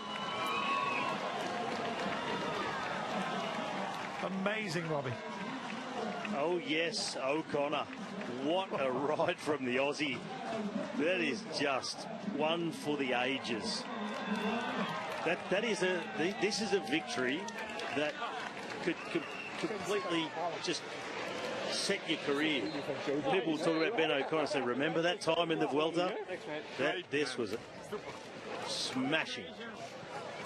Sean, he's here and he's done it himself. Yes, well, he's done a magnificent ride here, and now the question is, you know, how far can he go in this Vuelta, because the advantage he's going to have over the other riders, you know, will he be able to win this race? That is the question we'll have to ask. Will he be good enough, you know, to hold on, you know, on the mountaintop finishes? He have a huge buffer, so, you know, you could lose a little bit here and there, but if he's like he was today, that performance, if he can continue anything near that, well, he's going to be in this red jersey for a long time. He's got the team, he's got the equipment, he's got the belief, he has got the legs, and boy did he prove it to us today. We're going to have to wait a long time to find anybody else who's going to be involved in proceedings today. Ben can cool down, he can get in a cold bath, he can enjoy himself a minty magnum if he wants, for goodness sake, because these guys down the road have still got 5 minutes and more to go. He might well be able to get the presentation done, doping control, get back to the hotel and watch the finish of the peloton on TV. Absolutely amazing. Robbie, it must be a special moment for you too. Yeah, it really is. I mean, he's such a nice guy too. He's had a brilliant year on the bike. He's also, him and his wife Sarah have welcomed their baby daughter Josephine. 5 weeks premature. She arrived about 11 weeks ago. It's that new dad power. It is a thing. Yeah, she probably wanted to see this, to be honest. She picked it right. 2.5 kilometres to go, and the sprint is on back here, Sean. And it's not just Primož Roglič who's starting to think about the clock now. No, it's not, and we can see it's the Bahrain team who is pushing on here. It's Trahin looks like is securing the pace on the front, but we can see there from Red Bull Bora, you know, we can see Vlasov is still there, Danny Martinez, they haven't ridden at all, and you know, the question is, there's a lot of riders here, I think, with teammates. They could contribute. Do they think that this is not a danger one, the advantage that Ben O'Connor has pulled out today? That will be an interesting one as we, you know, finish this stage here and we talk with some of the riders. And the main thing, we'll see what happens on the road over the next 2 weeks to see how Ben can defend in this race leader's jersey. Yeah, that's the question, Robbie. Has he got the backup to help him out when the going gets tough? And it will. He's going to be attacked. Well, you look at the team he's got here. Look at the ride of Bruno Amaray a few days ago. Berthet was in the break with him today. You've got Felix Gall. He was on the attack on the steep slopes a few days ago. Victor Lafay, a winner in the Tour de France of a stage. Valentin Paré-Pinte. Yes, he's got the team to defend in a hilly stage race like this one. Well, your thoughts have to go to Marco Frigo. He took that tumble and luckily not too much damage, as you can see. He didn't even rip his jersey. It was a very slow, almost dead stop around a left-hander with an off-camber, very, very bald road surface. The full fact is he was closing on the descent, but just lost the front wheel underneath himself. There were others on the same patch. Not quite sure if there's anything spilt upon the road at that point. Nothing untoward, but I'm afraid for him not to be the victory he was hoping for. But still, he himself, Frigo, will chop down his deficit overall. Started the day 8 minutes and 19 down, but all credit to him, Sean, for getting back on and really giving it a good go. Yes, well, I think you know, he just started out and no damage at all, as you said. But we can see here, you know, the gap back to Frigo. You know, it's going to be well over the 4 minutes 30. And when he had the crash, I think it was about 1:20, 1:30. He got very close before that, and then after the crash, of course, he lost the ground altogether. Maybe he didn't really, you know, persist in pushing on big time, but still, this is a big gap back to Frigo, and you consider that we see the man who was, you know, taking the glory today, big time, Ben O'Connor. He's been out there for a long time, but did not, you know, tire at all in the very end, and that was something we were talking about. Would he suffer in the end? But Not at all. He was just going all the way to the line. Actually, Mysak coming home. I hope he makes it for third because he's been so busy today. But other want the bonus seconds. He's going to sprint it 25 meters out. He's not going to quite get there. Oh, podium to seventh. That hurts. This is a cruel game. That was cruel. He looked, he saw that he tried to accelerate and his legs just buckled underneath him. So Lipovic comes in and takes third, but that is, well, not a lot of solace for that team after how it's gone today. Moldy Van Sieven crossing the line as well. So the remnants of the breakaway, what's left of it, the strongest men behind Ben O'Connor, and what a long way behind they were. He's annihilated them. He has. Just look at it. It's going to be 6 minutes by the time they get in.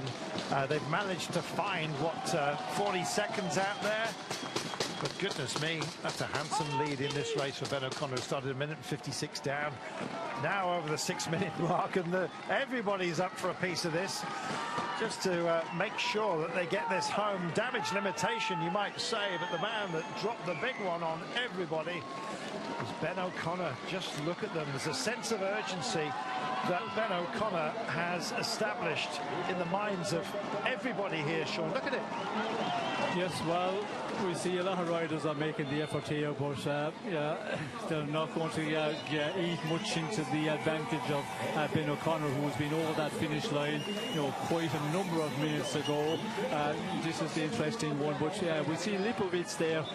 He 5:14 he was down O'Connor, and that is a big loss there for the Bora Hansgrohe team, because they were expecting him to be up there with the best, meaning Ben O'Connor in the final of this one. You can see the bunch coming over, way down. This is going to be an interesting one as the race goes forward. It will take a long time to unwind what has happened today. Everyone is going to have to adjust their battle plans because of a certain Australian called Ben O'Connor. There'll be some heads shaking. There'll be some disbelief at how hard that stage was and how much time that they've given up to Ben O'Connor. What an amazing day. What an amazing lead of this race. And you're not looking at him right now, I can tell you. Well, if he was going to lend the jersey, that's one thing. To have it wrapped in a safe and chucked in the sea off the coast of Perth is entirely another. I am just wondering whether that jersey is going to stay elsewhere for the rest of this race.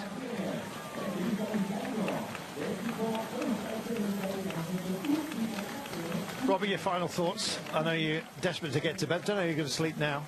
Here is the result there. Let's just get this, shall we? Finishes 4 minutes 33 ahead of Frigo, Lipovic and the rest. But look at that. Del Toro led home the pack. 6 minutes and 31. That's an ouch, Robbie. Wow, I mean, he's ticked some boxes today. Stage victory, leader's jersey. He's completed the Grand Tour trilogy of stage victories. What a day for Ben O'Connor. In Western Australia, there's a thing when it's on the hot days in the afternoon, this breeze blows in, becomes a strong wind. The Fremantle Doctor, they call it. It's like he's had it at his back all day long, and he's flattened this course out, and he's flattened the opposition. We love Ben O'Connor. Robbie has got the biggest smile upon his face I've seen for quite some time, and I see him smile a lot. Sean, some dropped shoulders here. Adam Yates coming across the line, not suggesting that he is that personally, but the teams themselves have got to be worried. Well, they will be worried because when you look at the advantage in the GC now, it's going to be, 4.5 minutes approximately, give or take a number of seconds.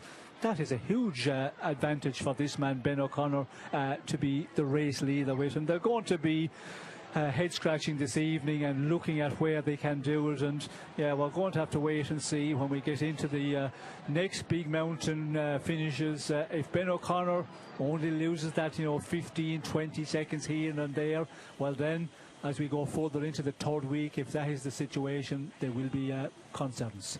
Look at those sunspots. The good Lord himself has dropped in here.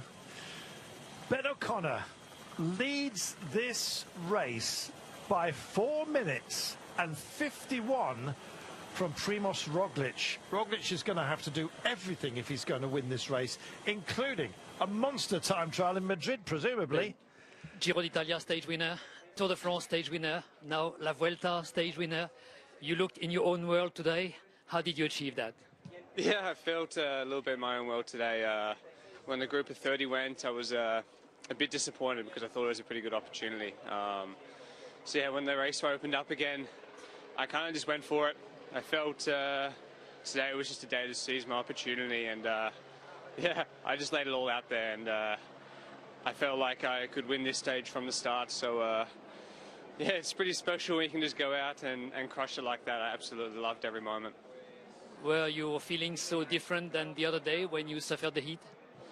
Yeah, I mean, today was noticeably less hot. Still hot, but not 42 degrees. So yeah, I enjoyed today a lot. It was beautiful racing, I think, all around. And yeah, I was looking at the Triple Grand Tour winners, and a list of guys who have done it before this race started. So I'm proud to put my name there on that list. And yeah, I guess I have the red jersey as well. So it's going to be a once-in-a-lifetime experience, maybe. So I'm going to enjoy every moment. But you are in the lead, maybe for a long time. Maybe, maybe not.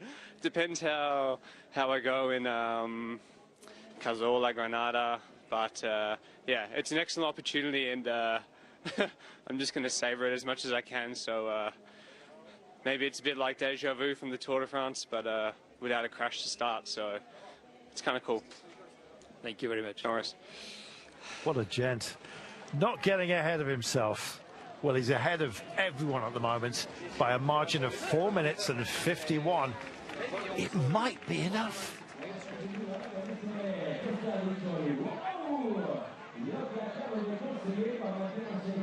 Sean, we get these days, they creep up on us, smack us around the bush, and remind us that this is wholly unpredictable, this sport we love. And today was one of those days that we'll never forget. Yes, well, those are the days that you will remember for the rest of your life. And yeah, when you look at this breakaway, we could see the advantage they had halfway point, and you'd say, well, Ben O'Connor is going to move up in the GC standings here, and yeah, he's going to make good inroads. But we never, anticipated that he could have this much time. And I was saying, 4:30, but it's actually 4:51. This is a massive lead here. And when he was interviewed there, he said, yeah, we'll see. But I think when they sit down and really think about this and look at the GC standings, they will be within Decathlon wanted to hold on to this advantage for a long, long time, and this race leads the jersey, and who knows how far he can go. To a certain extent, Sean, other teams, other rivals that now have to work, they're starting to think about minor places potentially. They may well neutralise each other in the chase for this man. Well, it's going to be an interesting one. The big mountaintop finishes now, they're really going to have to go at it early. Florian, tell us what's been the goal of today's stage, because we saw Ben O'Connor winning and with a lots of distance from the GC contenders, and you were there in the breakaway. Yeah, the plan was actually not that no one of us is in a break, and we wanted to let the break arrive, but in the end there were a lot of moves in the climb, so I followed there, and yeah, in the end yeah, I think we messed it up a little bit in a break. No one was really walking there, so a lot of attacks, and yeah, sadly I didn't was in the move. I had super good legs, and yeah, so I'm happy with how my shape is, but yeah, I think I could have gone for more today.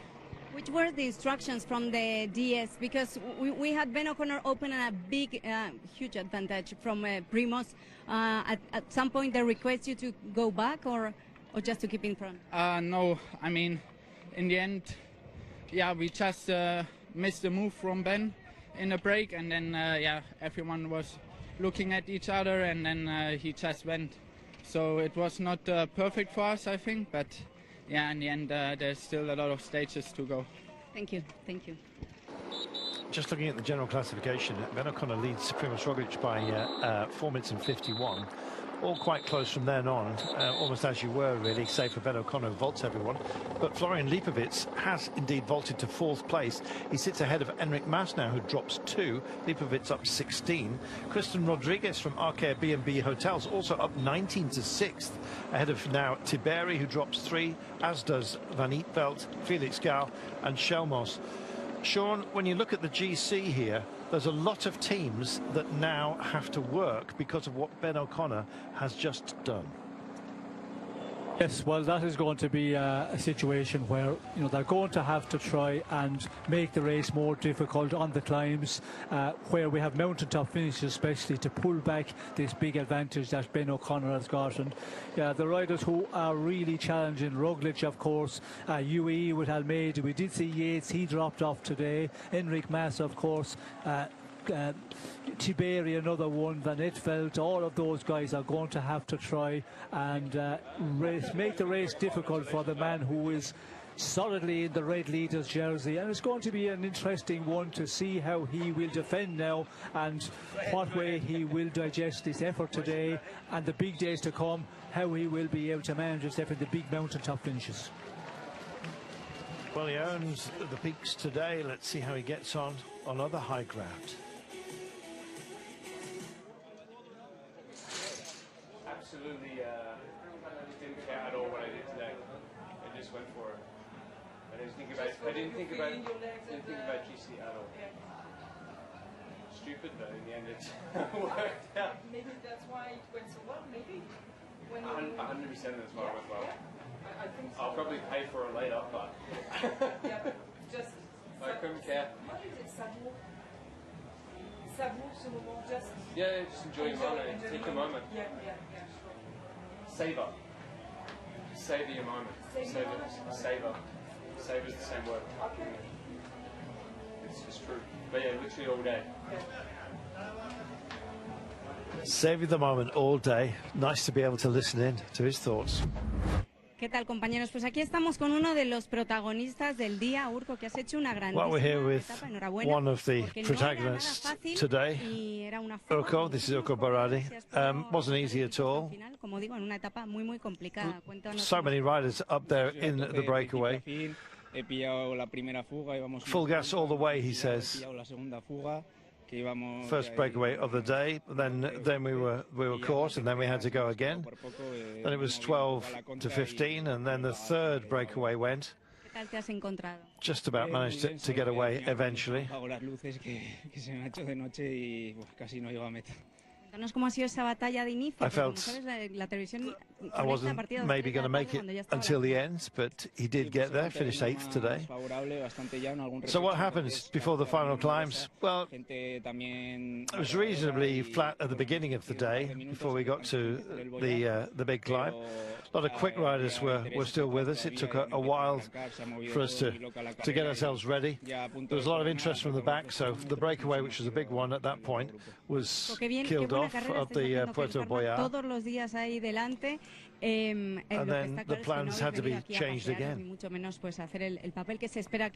We're seeing a lot of you during this race. As a team, Kern Farmer, what more can we expect from you? Well, it's our second Vuelta. We've learned a lot, and we want to show we've learned a lot, and we had to be full gas from the beginning.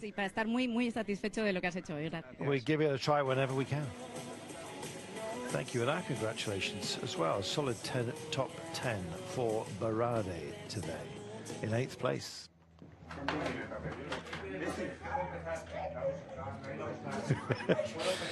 Ben O'Connor's already showered. He doesn't want... A sweaty colleague is always welcome, but the hugs maybe can wait until a little bit later on. What a day. What a winner. And Sean, well, we'll hear from Sean in a moment. Unexpected leader by his own admission of this race. Ben O'Connor is our glorious leader. We've been listening in to some of the conversations he's had before heading off to the stage to take his day's win and, of course, his red jersey. Sean, he said it was unexpected even for himself. Yes, we did hear him talking there, and he said that he wasn't thinking the general classification. He really enjoyed the day, he said, and difficult, you know, for people to understand that. But when you're on one of these super days, you know, you just do not feel the pedals, and that was the situation for Ben O'Connor. He was so good out there today. You know, he was just enjoying it, and you know, wins the stage, gets the race leadership by a huge margin now. Well, we had an enormous, you talk huge, we had an enormous breakaway that on the first climb of today, the Puerto Boyard, was just too big to be comfortable for, indeed, those who would hand over the jersey today. Well, it allowed a more significant breakaway to get off and up the road, around 13 riders. That was always going to be shredded. And with 66 kilometres to go, Ben O'Connor decided that this was too big for comfort. He wanted to get out there, and indeed he shared some of the joy, took himself an intermediate sprint with some bonus seconds therein, and then kicked on. But it was all about finishing the job today. A job that he kind of set himself, but also, by his own admission, didn't realise he was perhaps capable of delivering. Well, plenty of others did believe. And when, indeed, he was out there sharing the duties as it was with Gijs Limreiter from DSM Firmenich, he just kept kicking on, Sean. He wasn't to be denied. No, the moment he got out of that breakaway group with Lehmheiser, he was really, you know, pushing on, and that's what he said. You know, he was thinking of the stage win, so, you know, you can understand why he went so far out, because he wanted to keep the advantage as much as possible.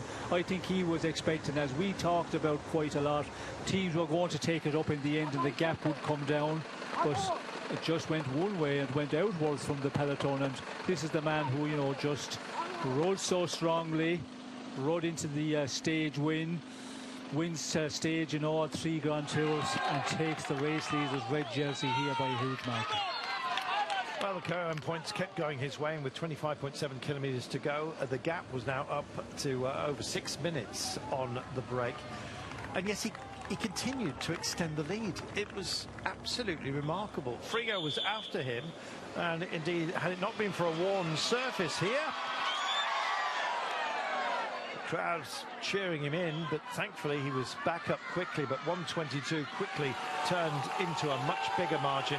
By the end of the day, Frigo would finish 4 minutes and 33 down on Ben O'Connor. The question was not whether he would win the day with 5 kilometres to go, but what the margin would be.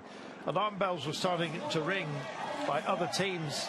Masses Movistar were pushing on, but so was this man. It was Ben versus the world, and you know what? King of the world at the moment. He leads this race by an enormous margin.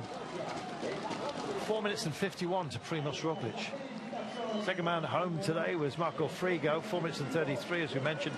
Florian Lipovic for Red Bull Bora Hansgrohe was the man who, well, caused some upset to poor old Gijs Limreiter, who just ran out of resources right at the very line. He had nothing left. Could have been a podium. In the end, it was 6th. And then we waited 6.5 minutes. The gap between Ben O'Connor and the red jersey group, meaning that he now goes into the lead of this race with a margin of 4 minutes and 51 on Primož Roglič. What an incredible turnaround for this man. Didn't have the best time trial, but you know what? Didn't look like he needed it. Stage winner, and bouncing up and down on the podium like a good one today. En España, precisamente, la Vuelta Ciclista Murcia. Enhorabuena de manos del presidente. Well, not only does he take the stage, but of course, as you now know, the lead of this race as well. The 111th rider in the history of all Grand Tours to have won a stage in all 3. A humble man. We heard that, of course, as he was talking off mic, but just saying he just wanted to enjoy the moment, to savour it. He didn't think about the lead of this race, Sean, but that's what he's got. Yes, it's an interesting one, and he did say something about a little bit of a crazy maybe, and we talked about that in our broadcast when he started to go out of the breakaway very early with the man Lehmeiser. We were wondering, was it a bit too early to go and he might pay in the end, but not at all. And when you're on these great days and you're just feeling so great, you can do magnificent things, and that's what Ben O'Connor has achieved here. That's the leaderboard overall. Ben O'Connor goes into red. Frigo, nearest man to him at 4 minutes and 33. Lipovitz is here as well. In fact, that's our stage result for you. But he leads overall here as well, Ben O'Connor. We'll get that in a few moments' time. He leads the general classification by 4 minutes and 51. So a bigger margin even than today finished. Here he is. Ben O'Connor, our glorious leader. Well, you better believe it now, Sean, he's in red. Yes, he's in red now, and by a huge margin, and this is going to be an interesting race for him from here on. Within the team of Decathlon AG2R, they're going to be saying, well, we're in such a strong position. They're going to say, well, maybe we can win this race. We'll have to see, of course, in the mountain days to come, the mountain top finishes, how he's faring out against the big contenders for this race. And if it's not for the race win, podium is another one which they'll be thinking about, and that would be a huge achievement. So yeah, this it's a position, a dream place to be. It's been a dream day for us as well. What a joy to watch. Ben O'Connor leads by 4 minutes and 51 ahead of Primoz Roglic, Almeida, Lipovitz, who takes a vault. Mas drops to fifth here as well. Rodriguez is up 19 to 6. Tiberi, Van Eetveld, Schaal and Schelmers all down 3 positions. Clement Bartet taking a vault as well into 11th place. Mikkel Landa is now 12th overall. How fortunes can change, but that possibly leaves the door open to many. Not necessarily this gang, who are 20 minutes down, for goodness sake, including Wout van Aert. We started today wondering whether Wout might even fancy this kind of day. That is how difficult it is to read. What a race, Sean. That tells us how difficult this day was when you see the riders, are coming in here way down. It was a very difficult day from the start, and then when we got into the second half, it was, up and down all the time, so a real difficult one. Paco, well, tell us about that day. That was crazy from the beginning, 2 hours, full gas. Tell us a bit how it went from point of view. I think today we did not race full gas, really. We started, the flat was fast, and we hit the climb. I was already in the front with the 30 guys, but I knew it was a bit hectic, and it was like this. Then I stayed as much as possible in the front. Then I missed the attack of Ben. It's a pity. Otherwise, I think could have been different, but anyway, good. You're second at the end. You think it could have been different? Because Ben has been really strong. Yeah. You think there was something to try? I don't know. At the end, he had 4 minutes, so it means that he was really strong. Chapeau to him. I don't know.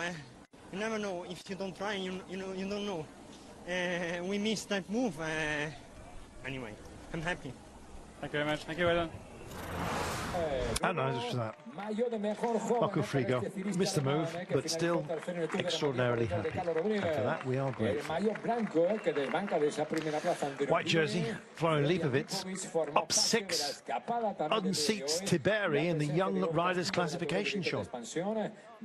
Yes, and this is the young rider we talked about, a huge talent, and I think within the team of Red Bull, they will be happy with him, but also maybe a little bit disappointed that he did not watch the man he needed, Ben O'Connor, because between the two of them, they're the guys in the GC standings who are the best in the overall, so you would expect him to be able to control that situation, but he missed the move, and Ben O'Connor went up with Lehmeiser, and then it was just too late. He did try a number of times, but he was always marked from there on by the other breakaway riders.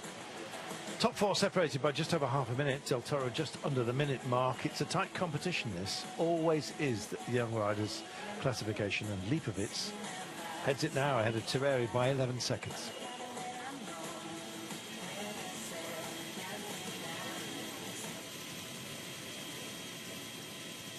Well, Wout van Aert will be on the hurry-up to get to the podium for his points jersey.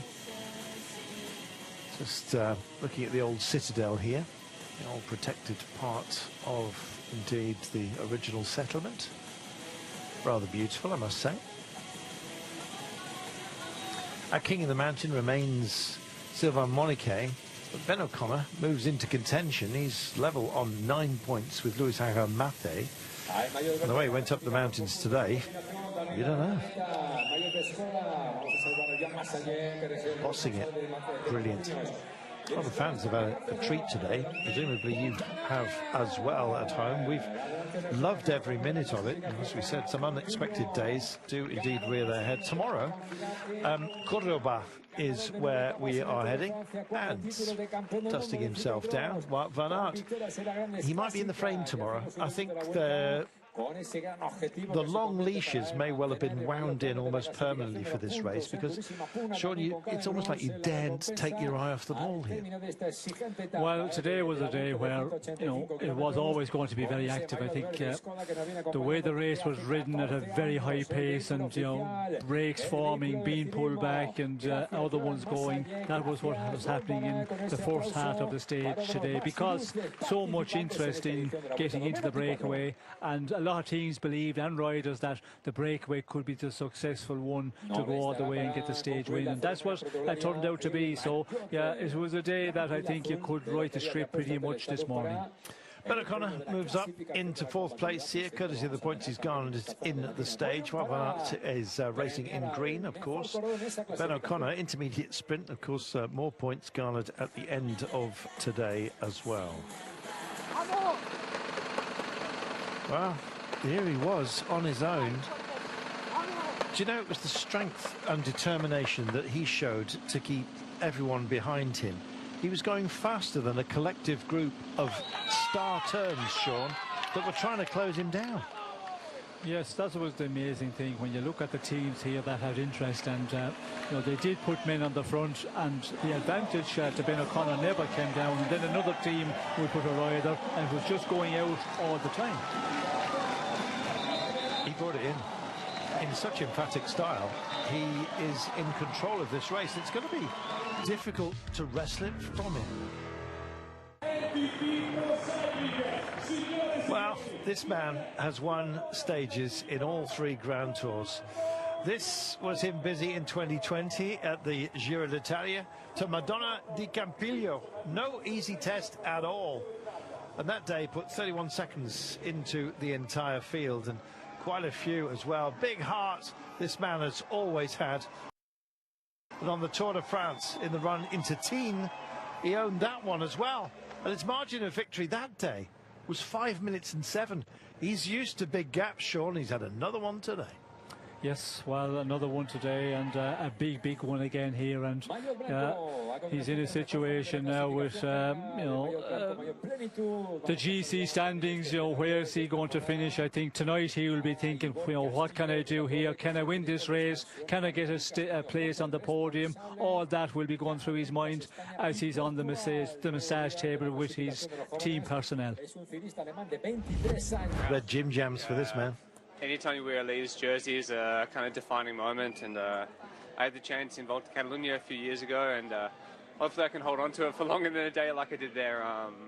It's yeah, I guess it's always a dream to lead a race at some point in a Grand Tour, and yeah, I can already be happy with how the race has gone, so I'm just gonna enjoy the rest of this these next 2 weeks. But you don't only lead the race, you lead the race by almost 5 minutes on Primoz Roglic and Joao Almeida. Yeah, it's a nice buffer to have. I wouldn't say that I'm a nothing rider either, so hopefully I can hold on to it for quite a few days to come. If I'm at my best, then yeah, I think it's a pretty sweet opportunity to have. Are you surprised that the gap is so big when the top teams have a race behind you? I am a little surprised. I thought, I don't know, maybe they think I'll get dropped easily later in the race, but I don't know. I've been fourth in the Tour and fourth in the Giro, so I wouldn't. Yeah, it's not like I'm not dangerous. You said you don't want to come fourth again, so the podium is awaiting you. Yeah, I mean, now it doesn't really matter. I've got the jersey now. I've got a stage win as well. So whatever comes afterwards, I'm going to ride my heart out all the way to the end in Madrid and see where we end up. Well done, mate. No worries. Thanks, mate. How nice was that? Well done, mate. Yeah, wonderful. Our king of the mountain remains Sylvain Moniquet. How long he'll hold on to that, we shall wait and see. Maybe tomorrow as well. Just one categorised climb for us, a Category 2 test. And then recovery time for the quick men who managed to get over the top of it. So we'll see how that one pans out. Ben O'Connor also on 9 points within this competition as well. But Moniquet leads by a margin of 5 from Zana, with Primož Roglic on 10. Likewise, Pedro Sanchez. Oh, gather yourselves, because tomorrow we're heading off to Cordoba. What sort of fight we're going to have? Well, we have a loop finale and sprint finish.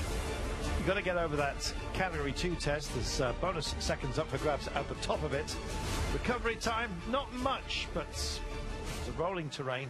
And then a downhill run for home. Let us see how it pans out, shall we? Cordoba 2021, stage 12. Magnus Court it was back in the day.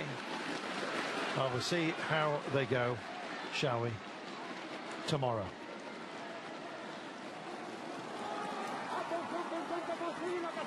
If it's this busy, it's going to be royally entertaining. Sean, I can't wait. Every single day holds magic for us in this race.